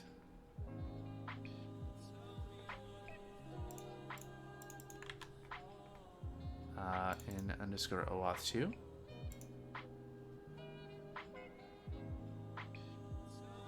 Yep.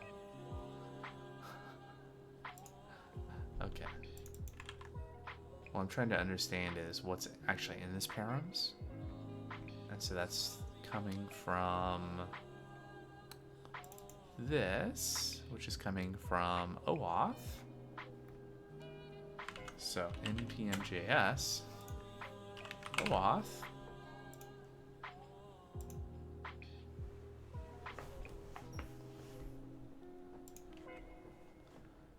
OAuth 2. All right, here's the function get OAuth access token. Makes a request. It gets a response.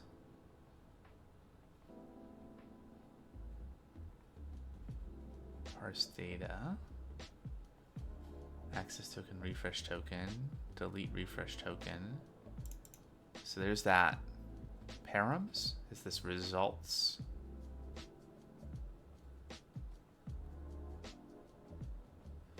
Okay. So, not super helpful, but what we do know is that we can accept another option here called params. Maybe. And console.log params.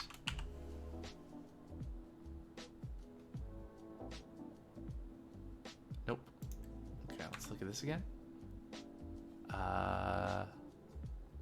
Profile done, request done, profile, request. Oh, it's params and then profile.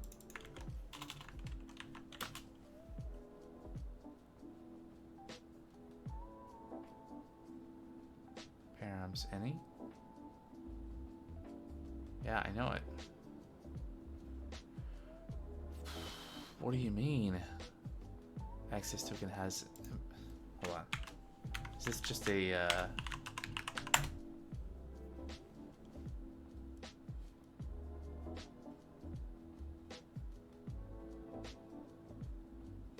Parameter profile implicitly has an any type.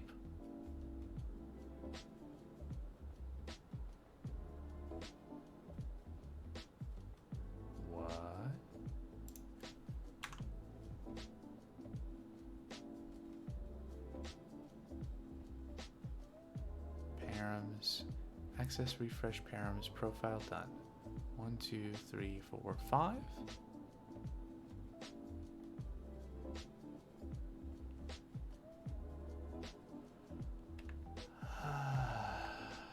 One, two, three, four, 5.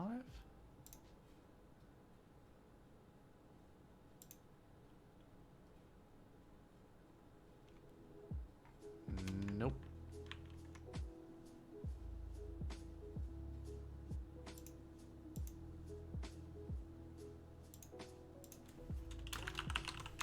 guess I should just explicitly define what the types are here. I think that's fundamentally what it's trying to get at here. Discord profile. And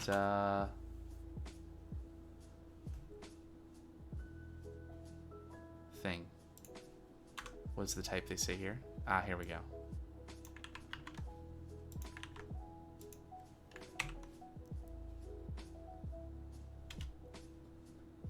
Tell me how to fix this, Copilot.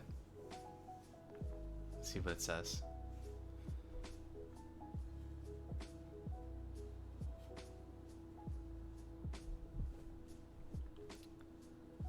Huh. I mean, maybe.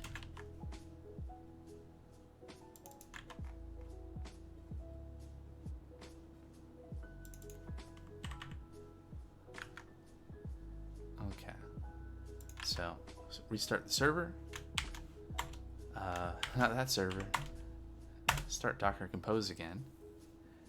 And so what I want to see is this is just being nitpicky, I guess. Maybe I would like to see what we get back though when we successfully authenticate. Yeah, that's dead. So let's go back. Oops, not that far back. And we'll authorize. This is of course going to fail the same way as it did last time. But what I want to see is what we log. There we go. So that gets us the expires in and scope and the token type, which we didn't otherwise have access to.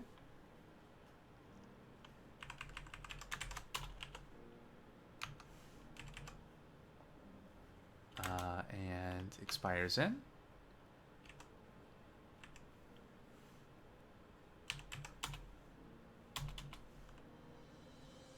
And there's an access token too, but I don't care about that. And then I think what I'm going to do is I'm going to change this const token properties. Let's say access token.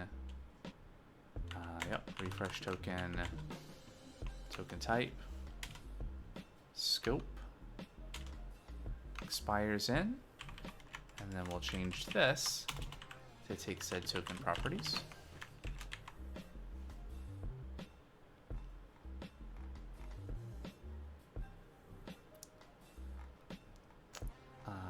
And so we'll change this function to take that interface. Now let's see if VS Code can regurgitate the thing I just gave it. Great. And then we'll update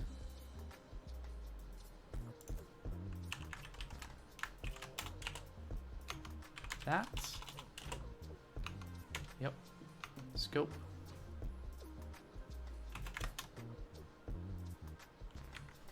Token type.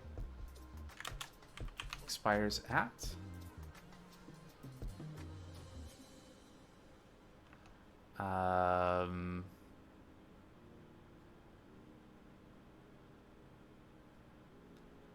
Date is not assignable to a number. So what does expires at represent here? Let's look in the DB. What is this value?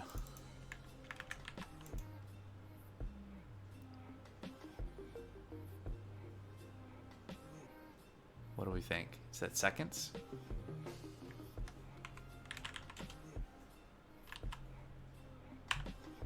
Uh, 60 seconds in a minute, 60 minutes an hour, 24 hours in a day, 365 days in a year, 53 years plus 1970 is 2023. Okay. Makes sense.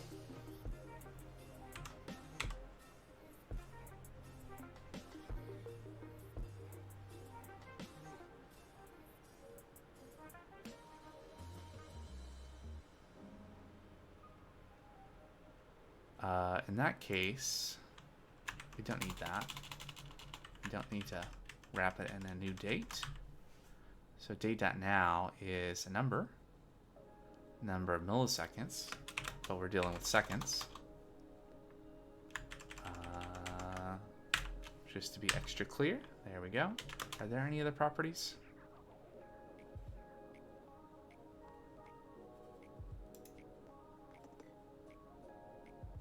Okay, so this is the update case. I think we still want that there. In the create case, we'll do that. There we go. Oh, and I got rid of my extra parentheses, so I guess that's not stylish. All right, so... All right, we are almost back to where we were several weeks ago in terms of authentication. So, express session or something? Let's go back to Passport. So yeah, this uses express session.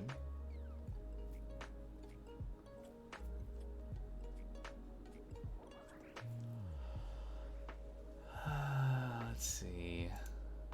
Passport Discord also has examples here. Ooh, refresh token usage.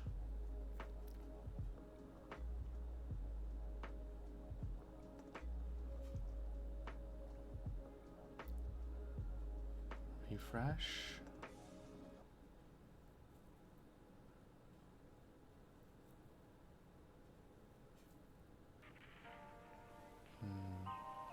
Okay, I'm not going to deal with that yet. But that's kind of why I wanted to have like the expiration information and the...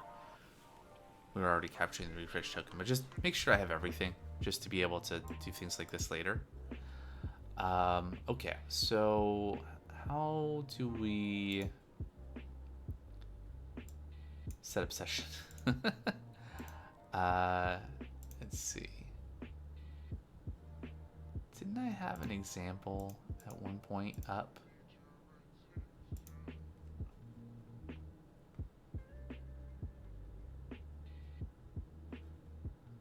Okay.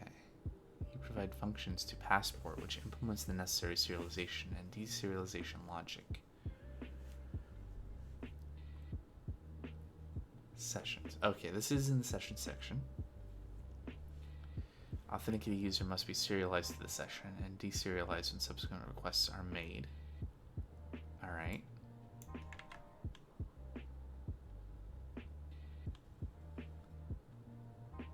Sure.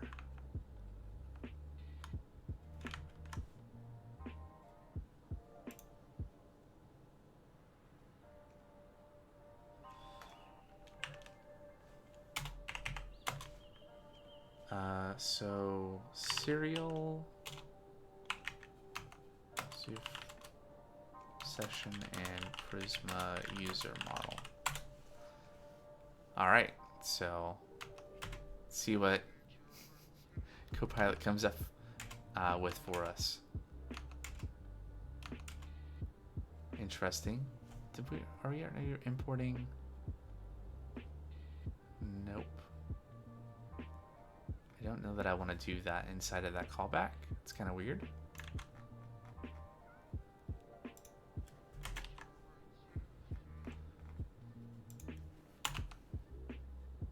Okay, so we're going to find the user.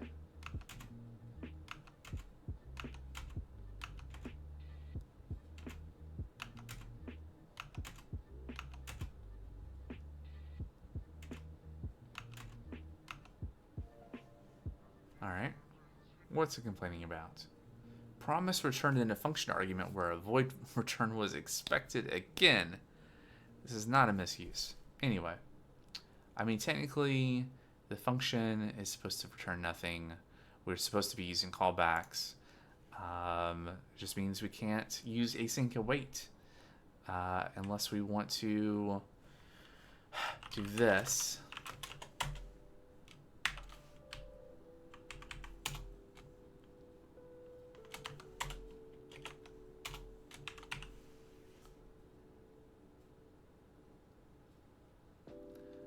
Right, and then we would do this, and we don't need the arguments here. And what's it complaining about now? Promise is supposed to be awaited. End with the call to .catch, and do a call with then with a rejection handler, or be explicitly marked as annoyed, I'm annoyed, as void, right? So earlier on, the way we fixed this was to just use a promise chain. But here's an example of how you would do this with an II at FE.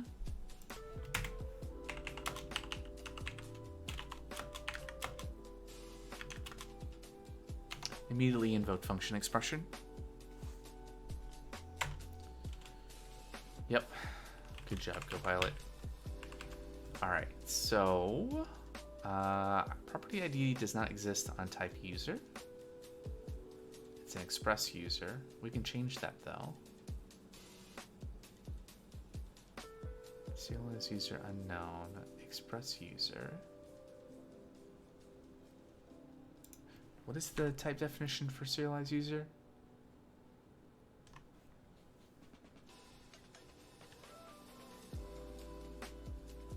It's an express.user.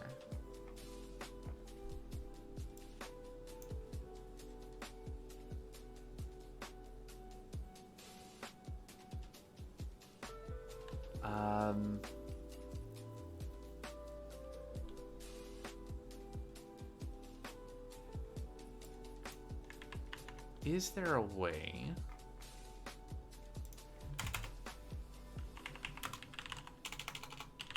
to override the express user type to use the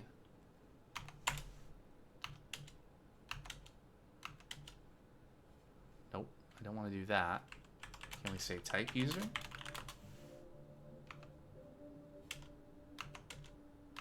I don't think so. It's not a thing, is it?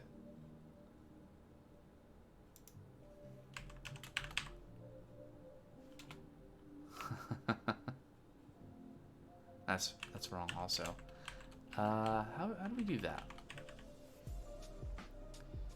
Like if we could just parameterize serialized user, that would have been nice. It does take a parameter, but the parameter is the type of the ID.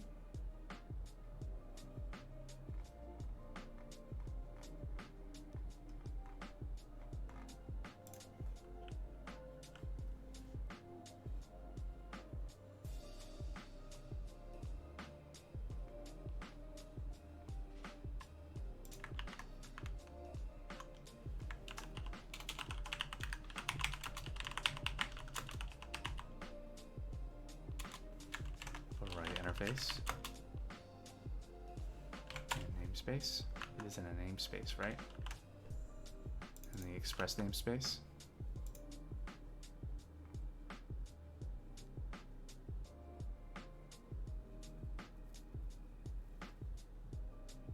Here's an example of that.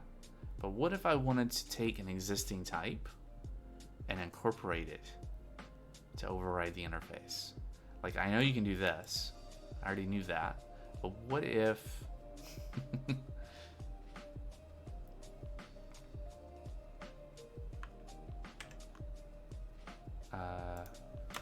with an existing interface?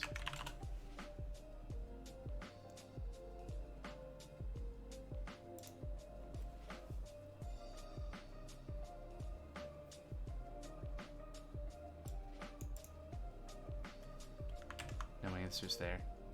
Declaration merging, which is the thing we're talking about, right? It's merging interfaces.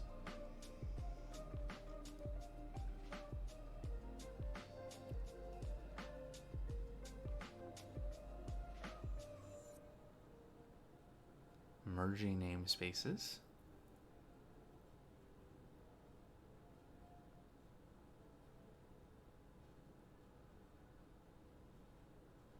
Can you replace the interface with the type? I mean, I feel like that's what I just tried to do.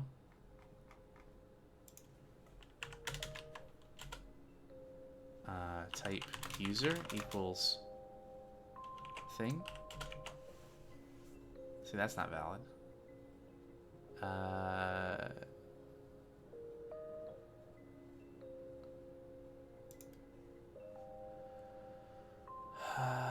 Okay. Oh.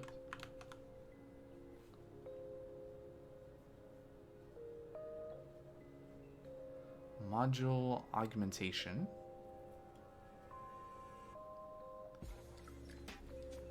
Declare module. Interface. Global augmentation. Don't know.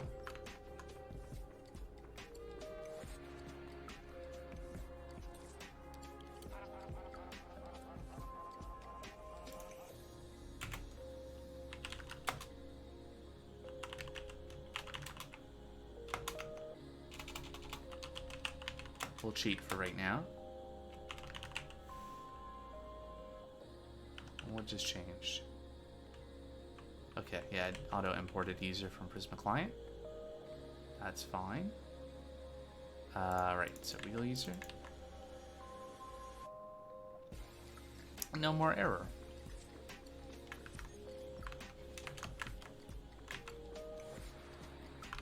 So let's put the to-do here. To-do. Figure out how to and override on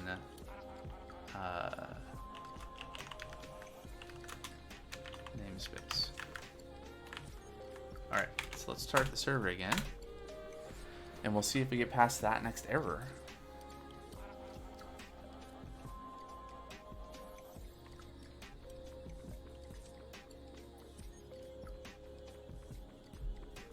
Okay, server started. So reorganize Windows again, and let's go back to the authorization flow.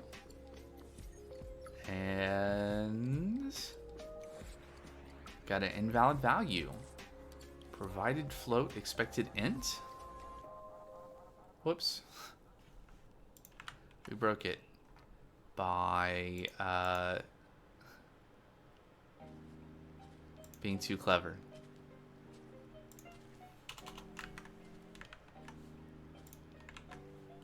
Let's try again.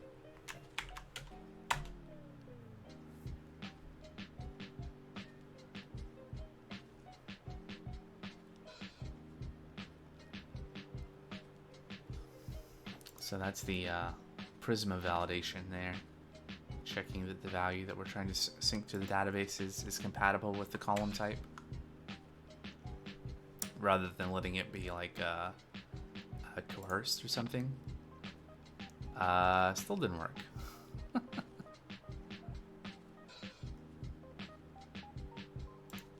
Let's see, we want like math dot floor.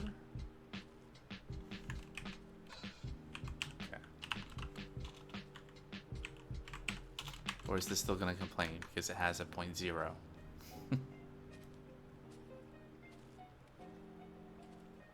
Provided float expected int. There we go. That'll ensure that it's an integer value. Does that actually do anything though?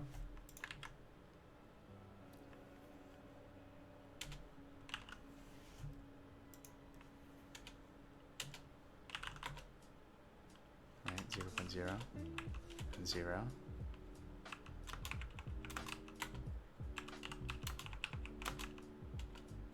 I don't think it does. It's just the existence of a fractional amount that's causing the problem.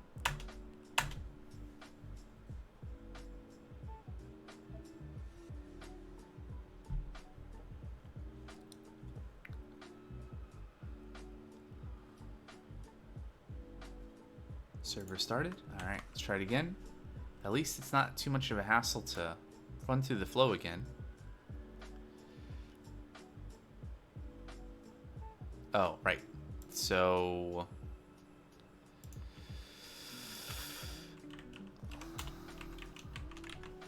The issue was that that's not the line. Yeah, okay. It's not the line that was being run.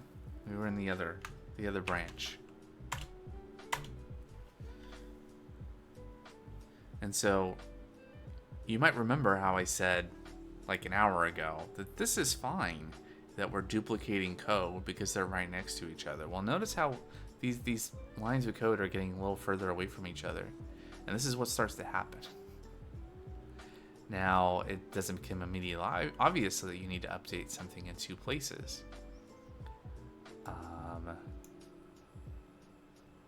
So I think it's time that we create a function.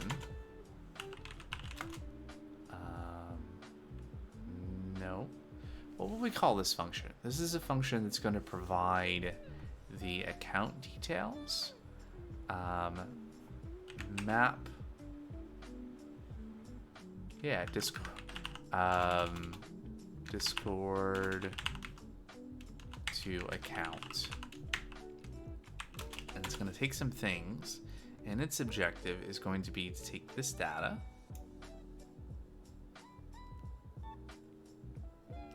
right? No, we're going to need two. We're going to need one for the account data. It's going to be this bit, because we're just going to handle what's common between the create and the update case. The things that are additional, I'm not going to include here. So this is just going to be like this, which is going to be token properties. Oops, token properties. We don't need profile there. And then we're going to create another function called map discord to user. Let's start using this function though. So we just do this, we type that token properties done. And then this is the part that's common. So we'll do that. And then name, avatar, and email is the part that's common between create and update. So we'll return that. And this one takes a profile. Yep. And then this just becomes, I mean, we could do dot, dot, dot like this, but that's kind of redundant. Just do that.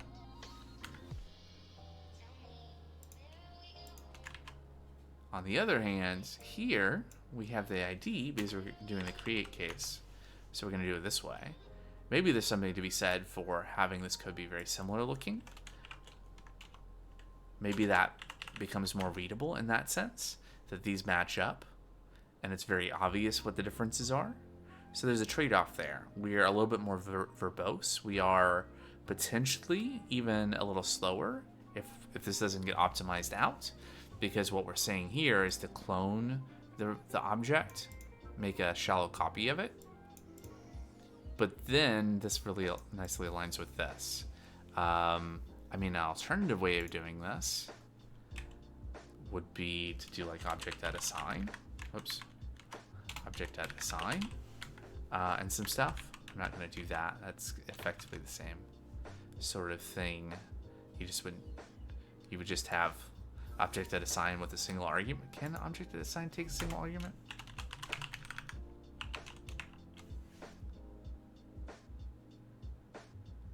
It's confused. At least one argument.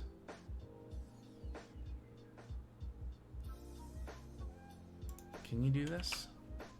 Yeah, that's valid.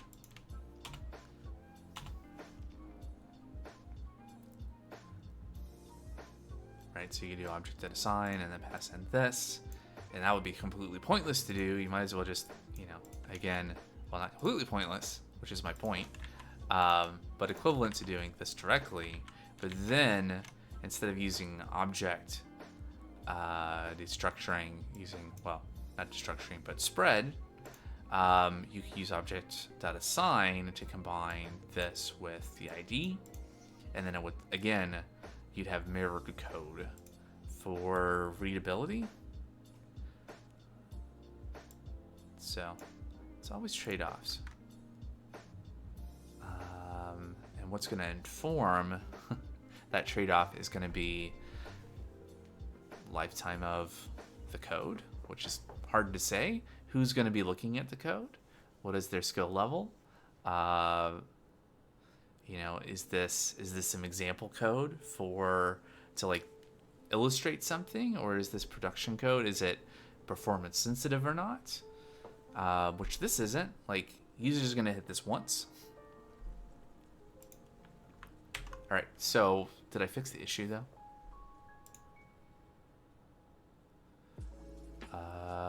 Nope.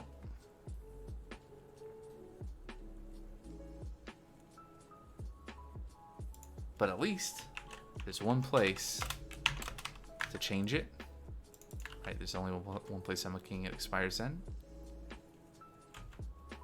And turning it into the thing that's getting mapped to Discord, which is right here. So if I save this and we restart.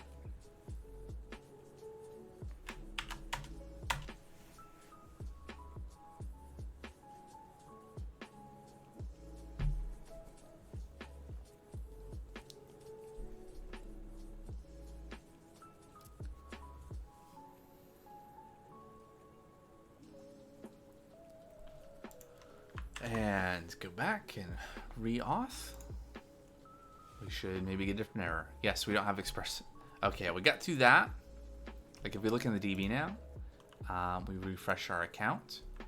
We should see all of these things are filled in. We should have a new expires at, presumably. I don't know. I don't remember what it was before, so maybe it worked. Okay, so we need express session. So we're gonna see server npm I save express session. That is actually the name of the npm package, right? It's not being occupied by something else. This looks right. Okay. Let's see, back out of that. And then go back to Express, and we're going to add the middleware. Any old place.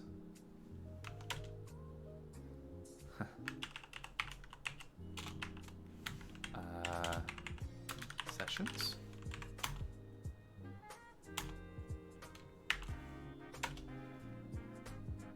Interesting choice. Let's not. There we go. What's it complaining about now? Is there a types express session? Yes. From definitely typed? Okay. Well, back in the server, npm I save dev.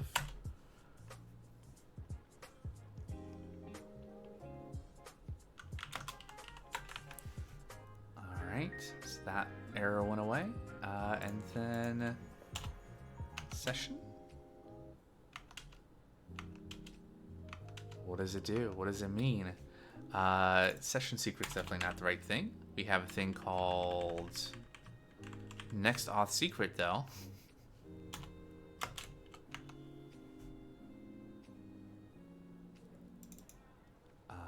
Yep.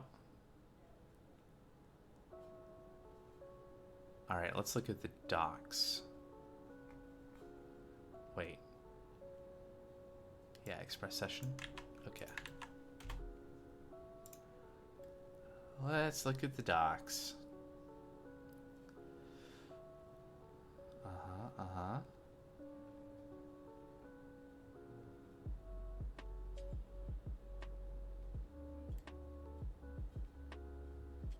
We'll probably want to look at some of these settings in more depth later. Is a recommended option. It requires HTTPS, which we don't have locally. Yeah.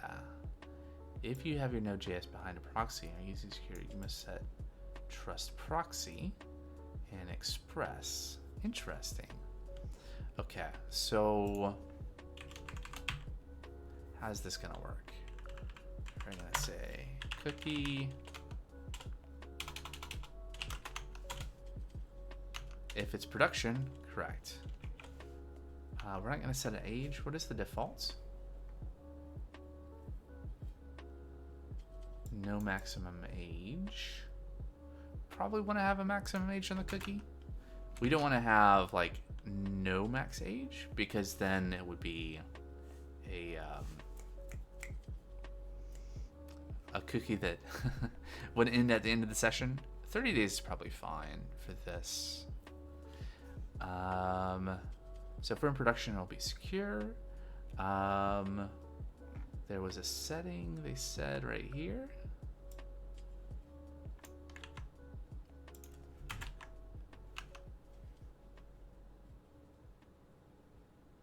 Yeah, if production. Ooh, let's do it this way.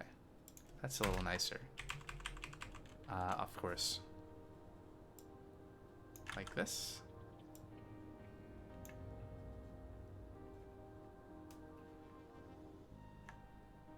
App.get in production, interesting. Do it this way though.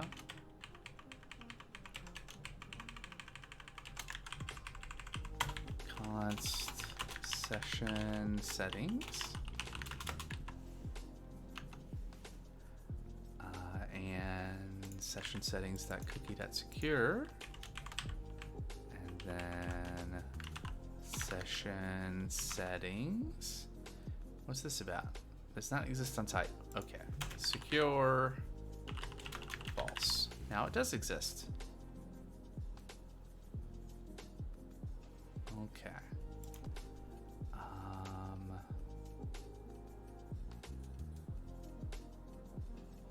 So I think this is something that probably makes sense to have in our authentication.ts file.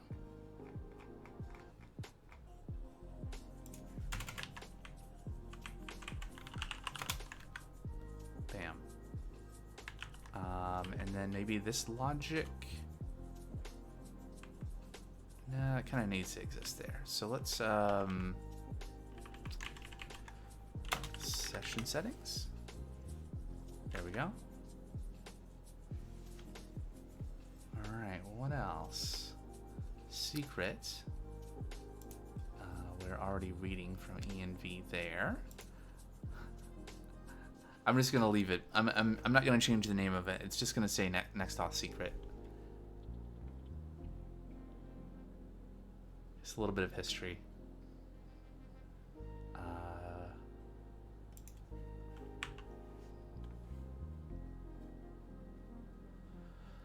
Domain expires. HTTP only. Path same site.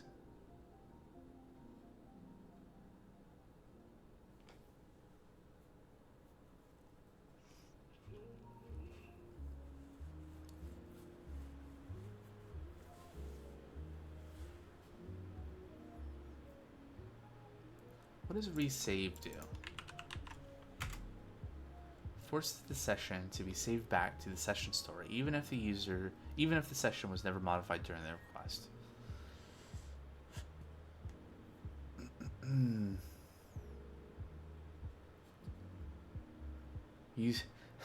The default value is true, but using the default has been deprecated.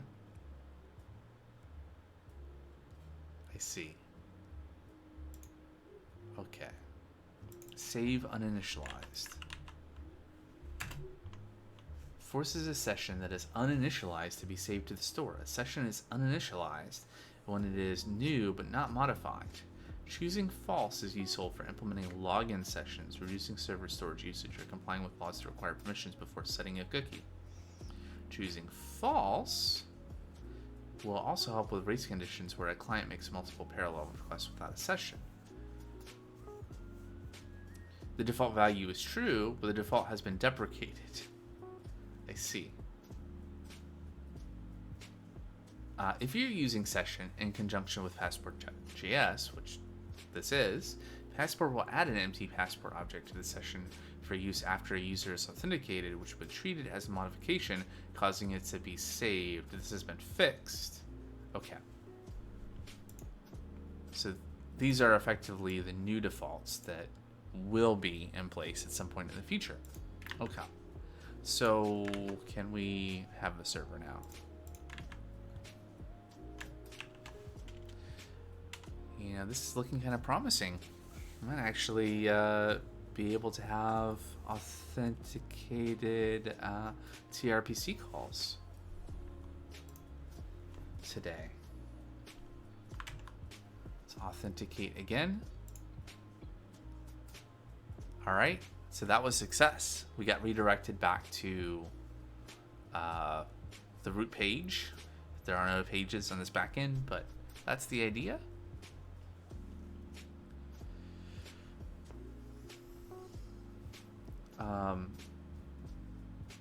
So yeah, so what's next? So we should be able to figure out what the session is from inside of tRPC. So if we go to localhost 3001, tRPC playground, does that still work? Yeah. All right. So can I get the user profile? Function is not implemented. I think that's our, yeah, in context, our get server auth session. Function is not implemented. So we should have logged something there. Logged all the things. We have a session. So that's neat. And we have session store and session ID.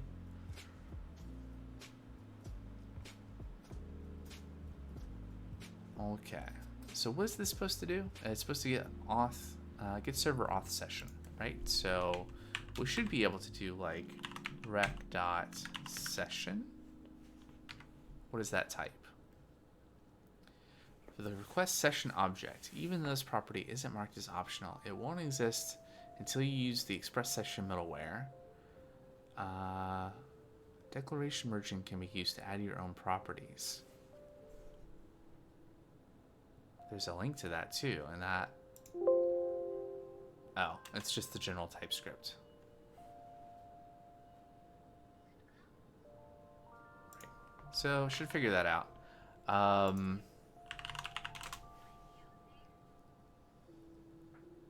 Session and partial session data is missing the following properties from type, from promise T. All right. Async.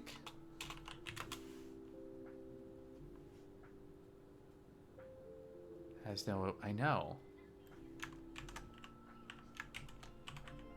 Okay, where is this function used? And can we change it to not?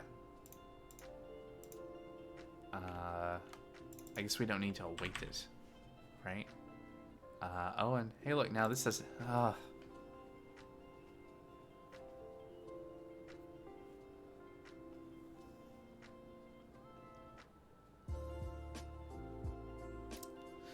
So I'm beginning to not really like some of these default ESLint rules, even more so now, right? I understand that, you know, okay, I may have an async function and I may not call await right now, but I don't want to change the interface of the function based on what the function is doing. I have a defined interface.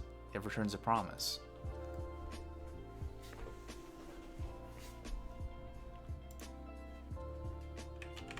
We don't need the response there. So this is what I want to do, and this rule I'm turning off.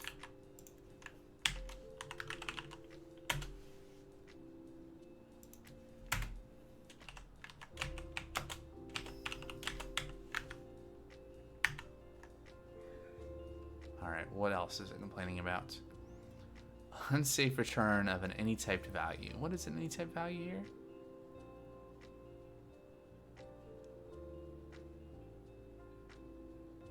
Promise of type T.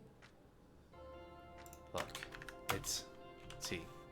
It's unknown as T. Yes. Just believe me. All right. Yeah, that's not gonna work. We gotta restart.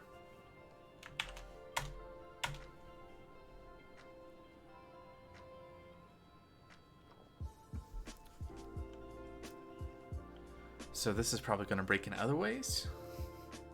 Now that this function is implemented. Oh, doesn't like that. Unable to compile TypeScript argument a type thing. It's not assignable. All right. Okay, fine. I get it. Copy that. Redo.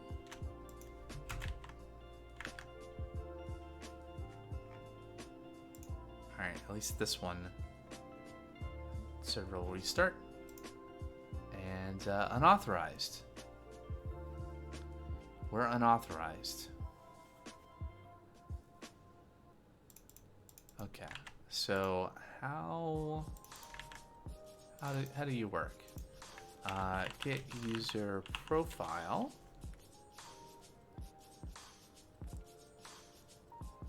So we're looking at session.user.id. Right. Okay. So this is where we have a user session type. And honestly, that's probably what this should return, is a promise of type user session.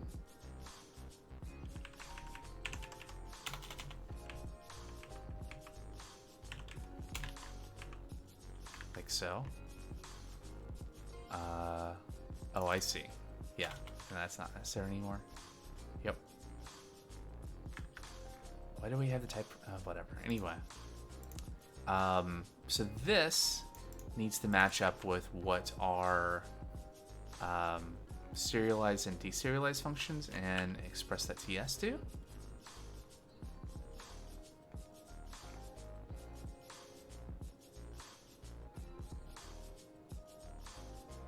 So, right.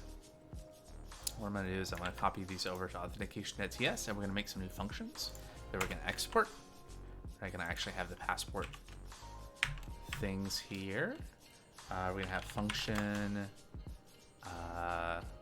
serialize user.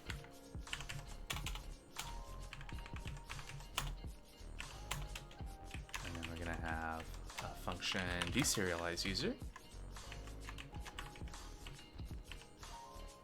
Like so. And it will be async. Get rid of all this nonsense.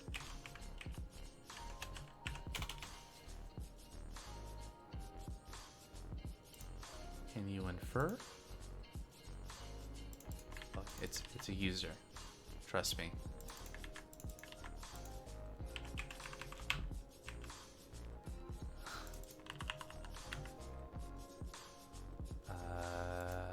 Error or null. And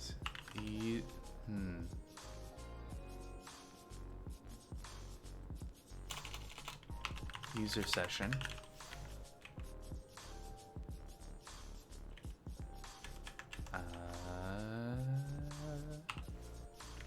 Yeah, can we do...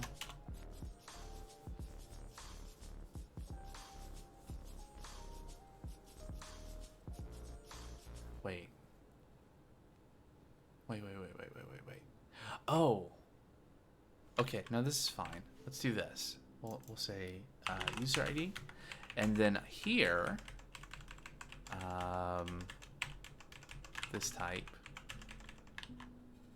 is that, except what we're passing is the session, which should be a user session, and or undefined. I guess technically speaking, that's the type here, undefined. And then, look, what's the problem? Oh, I see. I guess instead of saying undefined, we could say it's an optional argument. That's more in keeping with the actual type. There we go. And then, what we want to do here is we want to return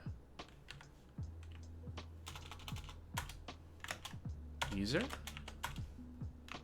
ID, user ID.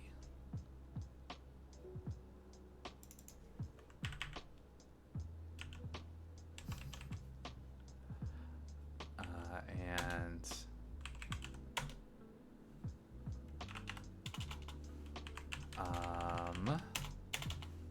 this should be fine, except it says, oh, maybe it's not assignable to type. Okay, that's fine. Look, just ID. We could pull other things out of the user object. We don't need to do that right now. Probably we'll do that at some point. Anyway, export. Do I want to make this an async function? Not really. But I want to be able to use a wait, so. Okay, so now I'm going to serialize user, and we're going to deserialize user. Yep.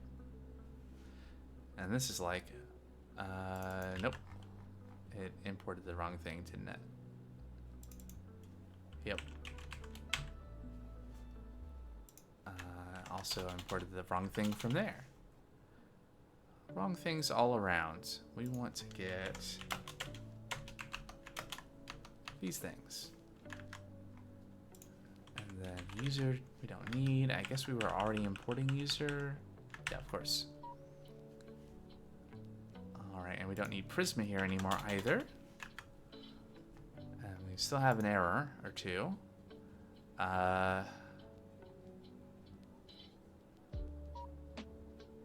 Right. Okay, what is the actual type of this function?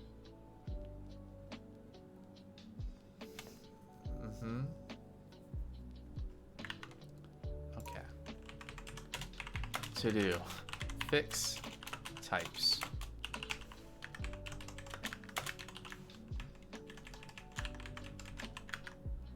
I would like to actually see this working today, so I'm gonna cut some corners.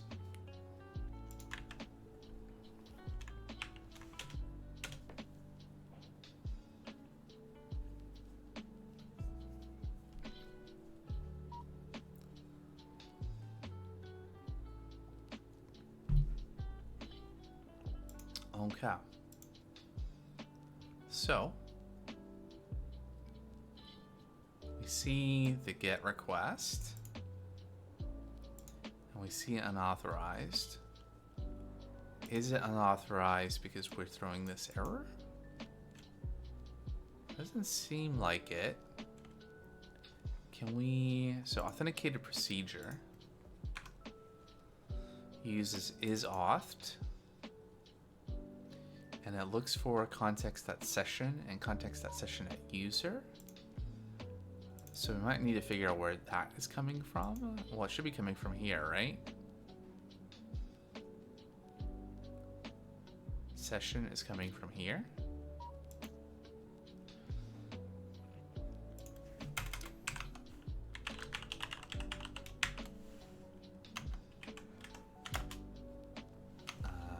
Let's look at context.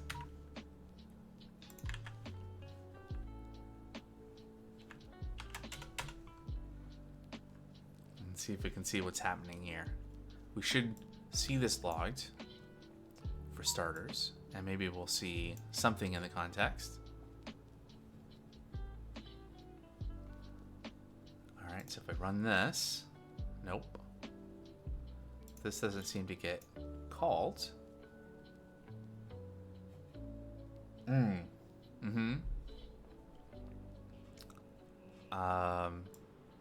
tRPC.js seems wrong. I think that's a find and replace error. Yep. Whoops.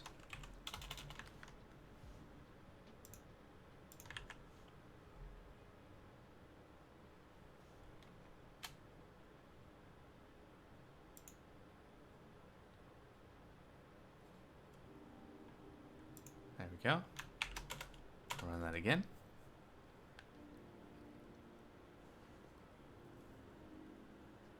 All right. Come on. So like right now we have a cookie, right? If we look in storage and we look at cookies,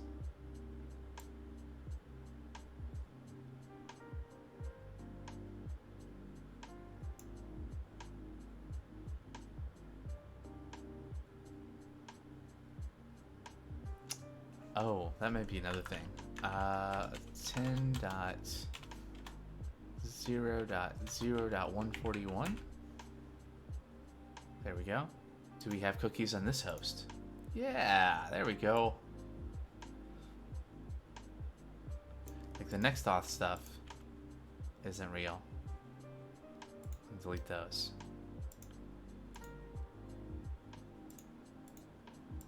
But it's this connect .sid that's tying us to the session that we actually need here. So that we shouldn't have been authing successfully or getting the session. I guess that'll be an easy way to check. So let's insert this query and run it. Get tRPC account.getUser settings, yada yada yada. We didn't output anything though. It's interesting. Network tab, run. Nothing's happening. Did we...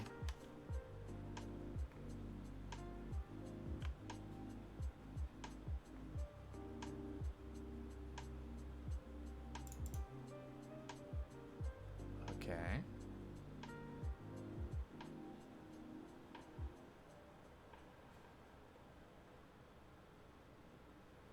So this is just a request logger, yeah? We're calling next. And then we're doing this.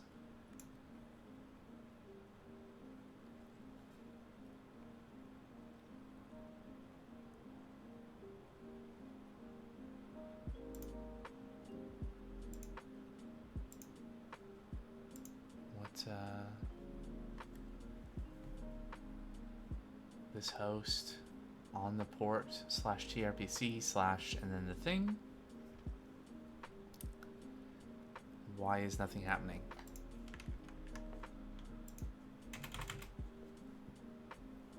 Let's try get user profile. Insert that. Get rid of the old thing. Oh, no. Delete all that. Insert that. No user ID. And run that. Why is nothing happening? Console. If we hit that endpoint, hey, look, something happened. Dumped context. Yeah, that makes sense.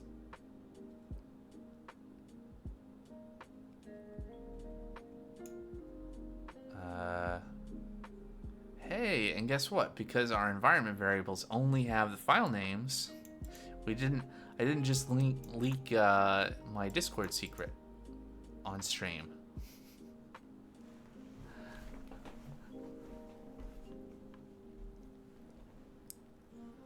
Okay, so I'm not sure why the other thing wasn't working, but at least that made a request happen. Let me go back to context, and we can, or no, here, somewhere? Wherever it was that I just added the console log of the context. Here it is. That session.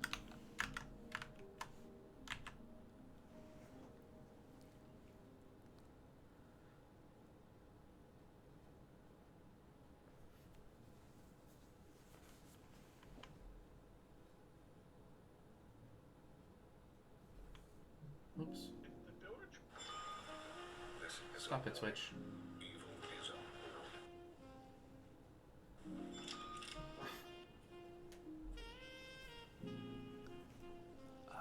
Great. Okay, and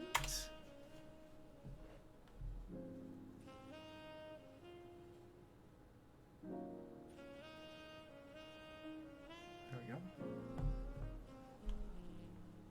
All right, server started. All right, so we get unauthorized. That's good. We see our isAuth middleware, and we see session, and it has a cookie. Doesn't really have anything else. Let's try hitting the authentication process again. Authorize. Oh, so we should have a cookie here, right? Okay. And then if I refresh here, haha. So now we have a session, and it has a cookie, and it has a passport, and it has a user with this ID. Where did that come from? How does that interface with like this serialize and deserialize?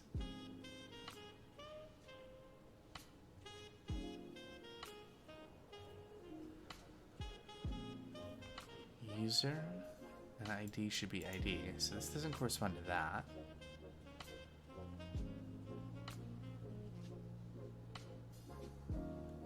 Huh.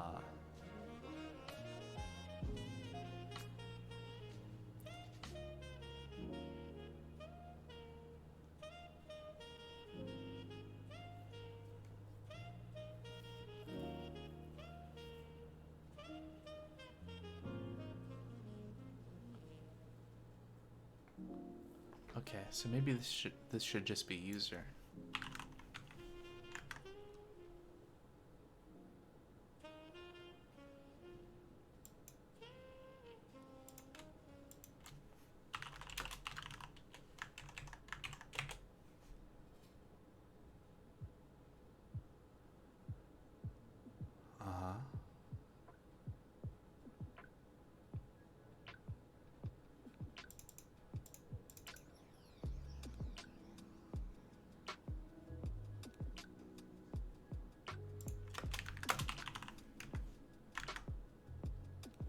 Lots of cheating going on here.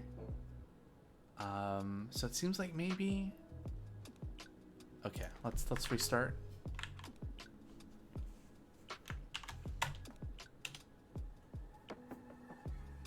So what we should be able to do is refresh our tRPC endpoint request once the server comes back up, and we'll see if the context, so the request that session, if that looks any different with that change.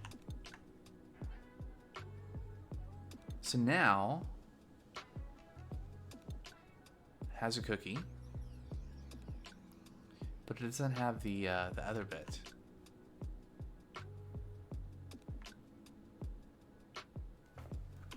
Huh.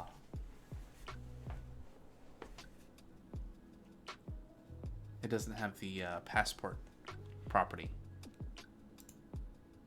Okay, let's look at some documentation. Session. Oh. Do we need to provide the authenticate function, which is used as route middleware to authenticate requests? What does that do? Wait, no, that's the thing we already have, right? That's the thing in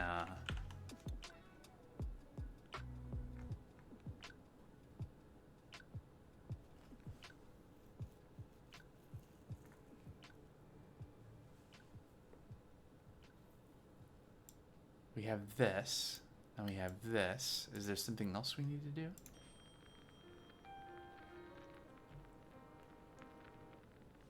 Okay. Examples.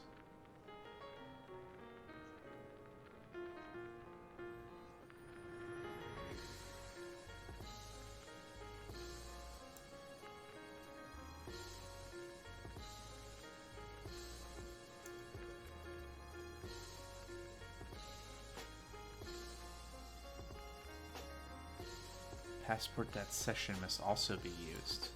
Okay, that's maybe the bit that we're missing here.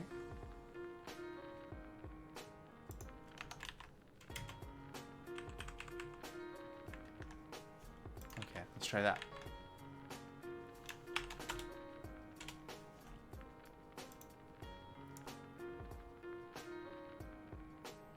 I guess we'll try re-authenticating again, just to be sure. Server started. I'm glad Discord isn't making me fill out a CAPTCHA the number of times I've been hitting that. Okay, so now we have...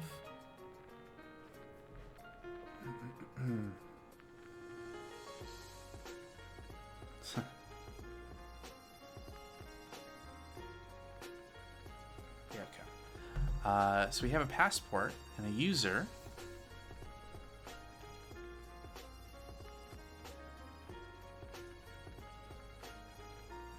Is there something else we need to do? Like, that looks like the serialized user. Is there something we need to do to be able to get the deserialized user within the context of the context within this? All right, here's a request. That's gonna be a pain to look at. Let's just rec.session. Do we need to look at session store? Do we need to look at something else? Session store, the store in use. Function generate. Okay, is this all clear? Generate get.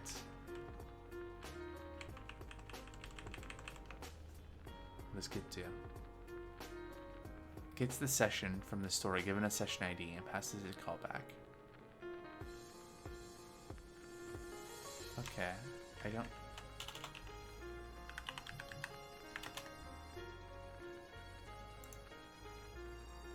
Okay, session.session and partial session.session data. This requests the session object. Okay, see session data. Great.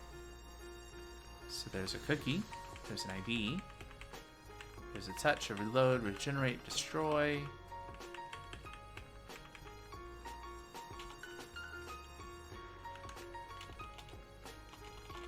What else do we have on the request? A user? Oh, do we just have a user? Okay. Dot ID. Okay. Okay, this might be easier then, right? We'll just say like if request that user, return user ID, request that user ID. Property ID does not exist on type user because it's an express user. Well, it's not an express user though. I say it is a user as a user.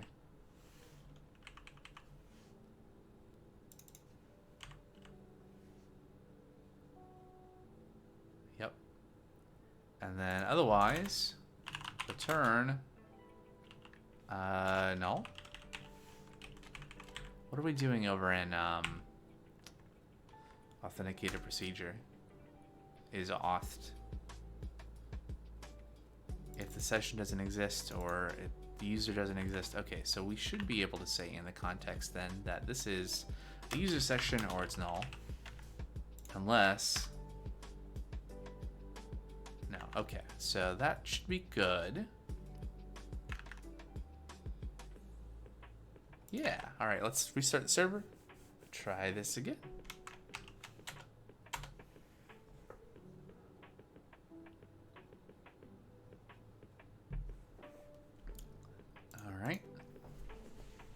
So this time I'm not going to redo the auth pass.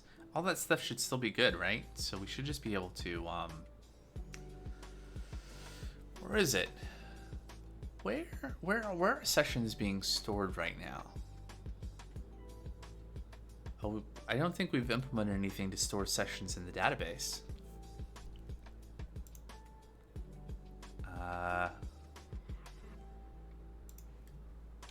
Are those options for this middleware? Nope. Huh, okay. So this should come back unauthorized. Yep, null. Great. So if we replay our authentication,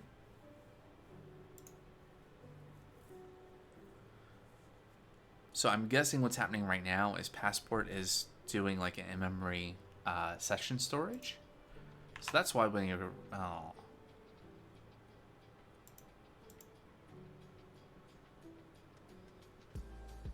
Disappointed.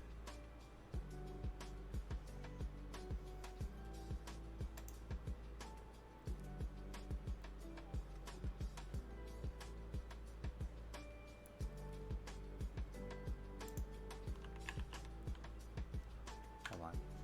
Let's no data present for selected host is an interesting statement.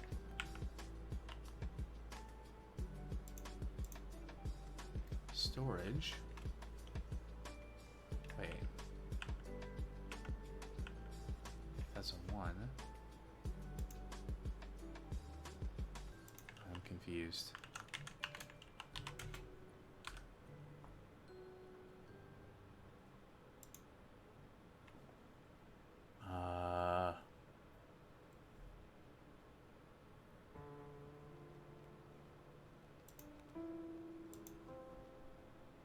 Okay, let's delete this. And we'll go back. And we'll authorize. Now we have a cookie. Now we're going to take this, right, come over here and go there. Still no...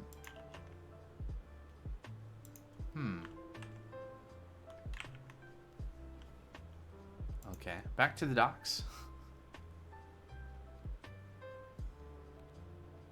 Oh wait, let's look at this example. Is there somewhere that we're looking at the session?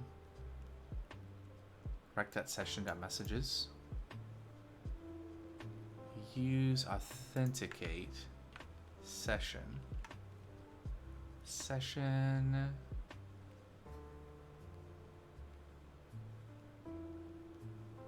Is that what we're missing?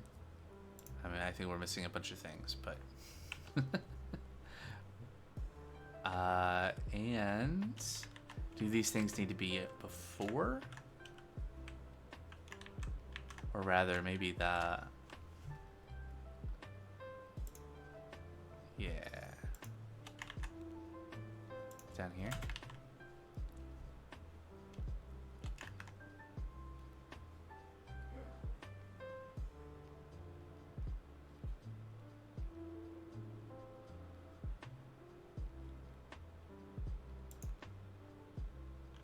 Try all the things.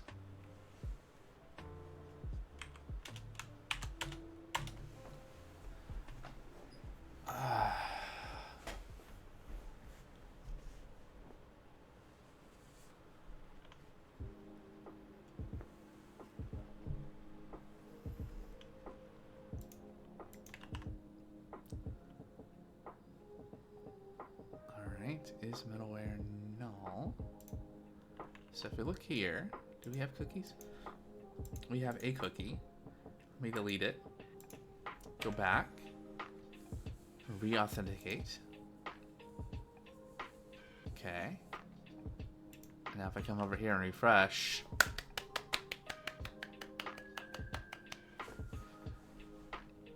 So we get some user information. Now if I go to tRPC for Playgrounds, does this work?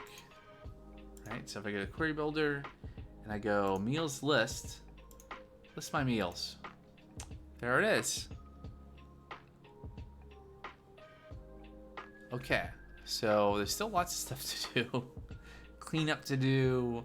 What is there to do? Stop that. That's going to be basically it for today, though. Now, over time, it's definitely time for lunch.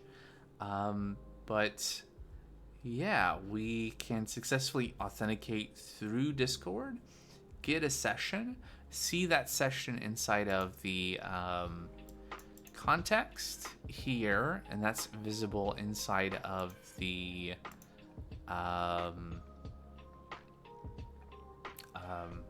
tRPC procedure. and our authentication checking stuff. It's authorization, right? Is that bit? No.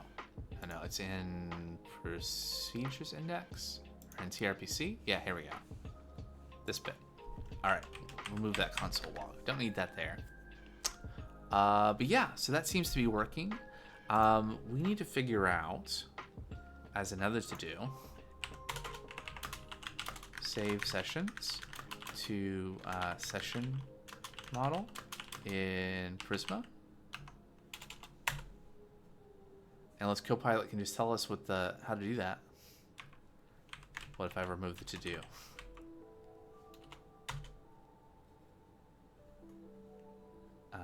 Passport dot. Nope. Maybe it's something we're supposed to do in the serialized user.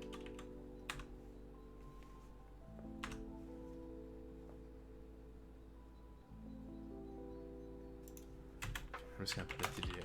Save load session information. Okay. So now that we got that to do down, I guess I can also update. We can close so many tabs.